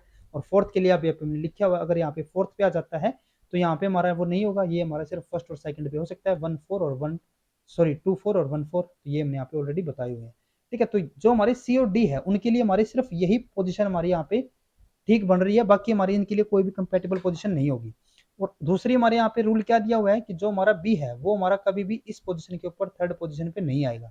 ठीक है, वो हमारा फर्स्ट पे हो सकता है, सेकंड पे हो सकता है, फोर्थ पे हो सकता है, लेकिन वो कभी भी हमारा यहाँ पे जो थर्ड पोजीशन होगी वो इस जगह पे भी तो कभी भी नहीं आएगा। ठीक है, तो बस इसी बेस पे यहाँ पे अगर हम ऑप्शन के ऊपर चलते हैं, तो यहाँ पे मैं फर्स्ट में क्या दिया हुआ है, A is at the fourth place. अगर जो ए है वो हमारा यहाँ पे आ जाता है फोर्थ प्लेस के ऊपर, तो अगर हमारा यहाँ पे ए पहुंच गया फोर्थ के ऊपर, तो हमने यहाँ पे क्या बताया था कि बी हमारा कभी भी जो हमारा थर्ड पोजीशन होगी उसके ऊपर तो नहीं आएगा। ठीक है, तो हमारे पास बचती इसके लिए कौन कौन सी जगह है, या तो हमारा ये फर्स्ट पे आए या फिर हमारा सेकंड पे आए। ठीक है, उसके अलावा हमने क्या बताया था कि जो हमारा सी और डी है उनके लिए सिर्फ हमारी ये ही पोजीशन यहाँ पे कंपेटेबल बन रही थी, या तो हमारा 1 3 आ जाए, सॉरी या फिर 1 3 आ जाए, 1 4 आ जाए या फिर 2 4 आ जाए। अब जो फोर्थ वाली पोजीशन है वो तो हमारे यहाँ पे ऑलरेडी ऑक्यूपाई हो चुकी है, ए ने उसको ऑक्यूपाई कर लिया, तो या तो हमारी ये वाली भी कंडीशन फुलफिल नहीं हो सकती, ये भी कंडीशन फुलफिल नहीं हो सकती, तो यानी कि जो हमारा सी और डी होगा ना वो हमारे कहाँ पे बने होंगे, डी सी और डी हमारा फर्स्ट और थर्ड पे हमारे बने होंगे, और जो बी होगा वो हमारा सेकंड वाले पे आ गया होगा। तो दोनों ही कंडीशन हमारे यहाँ पे फुलफिल होगी ना, जो हमारा बी है वो थर्ड पे भी नहीं आ रहा और सी और डी एक दूसरे के पास भी नहीं बन रहे, तो यानी कि जो हमारा ए है वो हमारा फोर्थ प्लेस के ऊपर तो आ सकता है। हमें यहाँ पे क्या बताना है कि कौन सी पोजीशन हमारे यहाँ पे इसके लिए फॉल्स रहेगी, तो ये तो हमारे यहाँ पे हो सकती है। ठीक है। नेक्स्ट इन्होंने यहाँ पे क्या बोल दिया, सेकंड यहाँ पे जो हमें ऑप्शन दिया हुआ है, सेकंड ऑप्शन के अंदर हमें दे दिया कि जो हमारा ए है ना वो हमें फर्स्ट पोजीशन पे दिया हुआ है। तो फर्स्ट पोजीशन पे अगर हमारा यहाँ पे ए हो जाता है तो हमारे पास जो ये वाली कंडीशन थी ये हमारी यहाँ पे क्या हो गई, एलिमिनेट हो गई, ये भी नहीं हो सकती। ठीक है, वन पे तो हमारे यहाँ पे ऑलरेडी ए आ गया ना, तो ये भी नहीं हो सकती, ये भी नहीं होगी। तो हमारे पास सिर्फ यही वाली एक कंडीशन यहाँ पे बचेगी, तो यहाँ पे हमारा सी होगा, यहाँ पे हमारा डी होगा, तभी एक दूसरे के पास नहीं बैठेंगे। तो जो थर्ड वाली पोजीशन यहाँ पे बचती है उसकी जगह पे कौन आएगा, सिर्फ बी आएगा, लेकिन बी तो हमें यहाँ पे थर्ड पोजीशन पे बिठाना ही नहीं है। तो इसीलिए जो हमारे यहाँ पे ये सेकंड ऑप्शन होगा वो हमारे यहाँ पे क्या हो जाएगा, फॉल्स होगा। ये वाली कंडीशन हमारी कभी भी फुलफिल नहीं हो सकती। ठीक है, उसके बाद अगर हम यहाँ पे जैसे कि थर्ड ऑप्शन की बात करें, ठीक है, बाकी ऑप्शन को भी यहाँ पे हम ले लेते हैं एक बार। हमारे यहाँ पे आंसर तो क्या आ रहा है, सेकंड ऑप्शन ही आएगा, लेकिन बाकी ऑप्शन को यहाँ पे हम देखते हैं। तो यहाँ पे मैं नेक्स्ट क्या दिया हुआ है कि A is at the second place, जो हमारा ए है ना वो हमारा कहाँ पे दिया हुआ है, सेकंड प्लेस के ऊपर। तो अगर हमारा यहाँ पे ए हो जाता है, ठीक है, तो हमारे पास कौन कौन सी कंडीशन बचती है, ये हमारे यहाँ पे एलिमिनेट हो गई, 1-3 और 1-4 वाली बचती है। तो अगर हम यहाँ पे 1-4 वाली लेके चलते हैं, क्योंकि थर्ड पोजिशन पे, सॉरी 1-3 वाली लेके चलते हैं, क्योंकि थर्ड पे तो हम यहाँ पे बी को कभी भी नहीं लाना ना। तो अगर हम यहाँ पे 1-3 वाले को लेके चलते हैं तो यहाँ पे हमारा सी डी, यहाँ पे हमारा बी हो जाएगा। तो ये हमारी कंडीशन फुलफिल हो गई। नेक्स्ट उसके बाद अगर हम यहाँ पे बात करें कि हमें जो ए है वो हमें थर्ड प्लेस के ऊपर लेके आना है, तो ए हमारा यहाँ पे अगर आ जाता है तो उसके बाद क्या होगा, जो हमारा यहाँ पे थर्ड वाली पोजीशन ये हमारे यहाँ पे एलिमिनेट हो गई। बाकी हमारे पास कौन कौन सी बचती है, 1-4, ठीक है, और 1-2-4 वाली। तो यहाँ पे अगर हम सी और डी को रख देते हैं तो यहाँ पे हमारा बी आ जाएगा, तो हमारी कंडीशन फुलफिल हो जाएगी। तो सिर्फ हमारी सेकंड कंडीशन यहाँ पे फुलफिल नहीं हो पाएगी, तो इसीलिए यही हमारे यहाँ पे करेक्ट आंसर रहेगा। उसके बाद नेक्स्ट हमारे यहाँ पे क्वेश्चन है, while working in the lab you forget to keep the enzyme back in the fridge, which one of the following enzyme will be at least affected on being left outside the room temperature। यहाँ पे हम एक lab के अंदर काम कर रहे थे और जो एंजाइम्स थे उनको हम वापस से फ्रिज के अंदर रखना भूल गए। तो कौन सा हमारा एंजाइम होगा, जो हमें यहाँ पे ऑप्शन दिया हुआ है, जिसके ऊपर हमारा सबसे कम इफेक्ट होगा, वो हमें यहाँ पे बताना है। तो जैसे कि हमें पता है कि जो हमारा टेक डीएनए पॉलीमरेज होता है ये हमारा किस टेम्परेचर के ऊपर फंक्शन करता है, हाई टेम्परेचर के ऊपर फंक्शन करेगा, यानी कि हमारा हाई टेम्परेचर के ऊपर भी क्या होगा, स्टेबल होगा। जबकि जो बाकी हमारे जो टेम्परेचर होते हैं ना, मैक्सिमम जो हमारे टेम्परेचर रहते हैं वे हमारे लो टेम्परेचर के ऊपर ही हमारे वर्किंग रहेंगे, हाई टेम्परेचर के वो ऊपर क्या हो जाएंगे, वो अनस्टेबल हो जाते हैं। ठीक है, उनके ऊपर हमारा नेगेटिव इफेक्ट आएगा। तो सिर्फ हमारे यहाँ पे जो टेक डीएनए पॉलीमरेज है उसके ऊपर हमारे यहाँ पे कोई ज्यादा इफेक्ट हमें नहीं देखने को मिलेगा। तो यही हमारे यहाँ पे क्या होगा, करेक्ट आंसर रहेगा। उसके बाद नेक्स्ट हमारे यहाँ पे क्वेश्चन आता है, which one of the following is not a rational grouping of amino acid based on their polarity property. हमें यहाँ पे डिफरेंट पेयर दिए हुए हैं अमीनो एसिड्स के, और हमें यहाँ पे उस पेयर को सिलेक्ट करना है जो कि हमारा क्या हो, जो हमारी अमीनो एसिड दिए हुए है ना उनकी पोलैरिटी के बेस पे उनकी करेक्ट ग्रुपिंग ना हो। जैसे कि अगर हम यहाँ पे फर्स्ट ऑप्शन की बात करें, वेलाइन एंड आइसोल्यूशन, तो वेलाइन भी हमारा क्या है, हाइड्रोफोबिक है, और जो हमारा यहाँ पे आइसोल्यूशन है वो भी हमारा हाइड्रोफोबिक है। तो ये तो हमारा पेयर ठीक है। इसी तरीके से हमें बाकी पेयर को भी यहाँ पे चेक करना है। तो यहाँ पे हमारा क्या है, एस्पार्जिन और ग्लूटामाइन। तो जो हमारे एस्पार्जिन और ग्लूटामाइन है ये हमारे किस में आएंगे, हाइड्रोफिलिक पोलर अनचार्ज के अंदर। तो ये भी करेक्ट हो गया। ग्लूटामेट एंड आइसोल्यूशन, तो आइसोल्यूशन तो हमारा यहाँ पे हो गया, और ग्लूटामिक एसिड हमारा यहाँ पे है, ये हमारा हाइड्रोफिलिक है, ये हमारा हाइड्रोफिबिक है। तो ये हमारा एक करेक्ट पेयर नहीं होगा, और वही हमें यहाँ पे सिलेक्ट करना था। तो इसीलिए हमारे यहाँ पे थर्ड ऑप्शन करेक्ट रहेगा। नेक्स्ट हमारे यहाँ पे है मिथियोनिन एंड ल्यूसिन। तो मिथियोनिन हमारा यहाँ पे ये रहा हाइड्रोफोबिक, और आइसोल्यूशन ये रहा, तो ये भी हमारा करेक्ट पेयर में है। तो थर्ड ऑप्शन हमारे यहाँ पे करेक्ट बनता है। नेक्स्ट उसके बाद हमारे यहाँ पे है, ligand A and B bind to protein P with dissociation constant of 1 nanomolar and 100 nanomolar respectively, which one of the following is true। यहाँ पे क्या है कि हमारा यहाँ पे एक प्रोटीन पी है और ए और बी इसके साथ क्या हो रहा है, हमारे बाइंड कर रहे हैं। अब ए हमारा किसके साथ जो जो बाइंड हो रहा है ना उसकी जो डिसोसिएशन कांस्टेंट है वो हमारा क्या है, 1 नैनोमोलर, और बी के लिए हमारा क्या है, 100 नैनोमोलर। ठीक है, तो ये हमारा क्या हो जाएगा, ये हमारा 10⁻⁹ और ये हमारा क्या हो जाएगा 100 इंटू 10⁻⁹। तो ये हमारा क्या हो जाएगा 10⁻7 मोलर। ठीक है, ये हमारा 10⁻9 मोलर। तो ये हमारा ए का डिसोसिएशन कांस्टेंट है और ये हमारा बी का। अब डिसोसिएशन कांस्टेंट के लिए हमारा क्या होता है कि जितना कम हमारा यहाँ पे डिसोसिएशन कांस्टेंट होगा, ठीक है, उतना ही ज्यादा हमारा क्या होगा, बाइंडिंग होगी। बाइंडिंग एफिनिटी क्या होगी, जो बाइंडिंग एफिनिटी होगी वो उतनी ही ज्यादा होगी। ठीक है, तो बस आपको यही रूल यहाँ पे याद में रखना है। तो जो हमारा ए है इसका जो यहाँ पे डिसोसिएशन कांस्टेंट है वो यहाँ पे लोअर है एज कम्पेयर टू बी, तो इसीलिए जो इसकी बाइंडिंग एफिनिटी होगी वो क्या रहेगी, यहाँ पे ज्यादा रहेगी बी के साथ as compare to B to P. ठीक है, तो यहाँ पे मैं फर्स्ट ऑप्शन क्या दिया हुआ है, both A and B bind P with the equal affinity, नहीं ऐसा नहीं है. B bind P with more affinity, नहीं ऐसा भी नहीं है. Dissociation constant is not related to affinity, ये भी नहीं है. A bind P with the more affinity, तो ये हमारा यहाँ पे करेक्ट होगा. फोर्थ ऑप्शन हमारा यहाँ पे करेक्ट ऑप्शन रहेगा. उसके बाद आज का हमारा यहाँ पे लास्ट क्वेश्चन है. Mr. Thomas invested an amount of 13,900 divided into two different schemes A and B at the simple interest rate of 14% per annual and 11% per annum respectively. If the total amount of the simple interest earned 2 year was rate rupees कितना 3508, what was the amount invested in the scheme B? अब यहाँ पे क्या है कि यहाँ पे वो कोई मिस्टर थॉमस थे, ठीक है, और वो क्या है उनके पास 13,900 टोटल पैसे है. अब उन्होंने क्या किया कि इसको उन्होंने दो स्कीम्स के अंदर इन्वेस्ट किया, ठीक है, एक ए एक बी. अब क्या किया कि जो ए स्कीम थी उसके अंदर उनको क्या मिल रहा था 40% पे उनको यहाँ पे इंटरेस्ट मिल रहा था, ठीक है, और बी के अंदर उनको क्या मिल रहा था 11% पर एनएम पे उनको इंटरेस्ट मिल रहा था. अब क्या किया कि जब 2 साल के बाद इन्होंने यहाँ पे इसकी टोटल जो इंटरेस्ट अमाउंट देखी तो वो कितनी आ रही है अब 3508, यानी कि यहाँ से जो इनको इंटरेस्ट मिला होगा, यहाँ से जो इंटरेस्ट मिला होगा, इसको जब हम यहाँ पे ऐड कर रहे हैं तो 2 साल के बाद ये हमारा कितना है 3508, ठीक है. तो यहाँ पे मैं बताना है कि 20 स्कीम के अंदर उन्होंने कितना यहाँ पे इन्वेस्ट किया होगा, अगर ये हमारी यहाँ पे कंडीशन हमें दी हुई है. तो देखो यहाँ पे हमारा क्या है, अगर हम यहाँ पे इसको दोबारा से बना के चलते हैं, यहाँ पे मैं क्या क्या दिया हुआ है कि उनके पास इतनी अमाउंट थी, ठीक है, और उन्होंने क्या किया एक अमाउंट ए के अंदर और इसमें से कुछ अमाउंट बी के अंदर अप्लाई की. तो ए के अंदर अगर उन्होंने यहाँ पे एक्स इन्वेस्ट किया तो बी के अंदर उन्होंने कितना इन्वेस्ट किया होगा 1399 माइनस एक्स, ये हमारा हो जाएगा, ठीक है. अब ये तो हमारा क्या हो गया जो प्रिंसिपल अमाउंट है.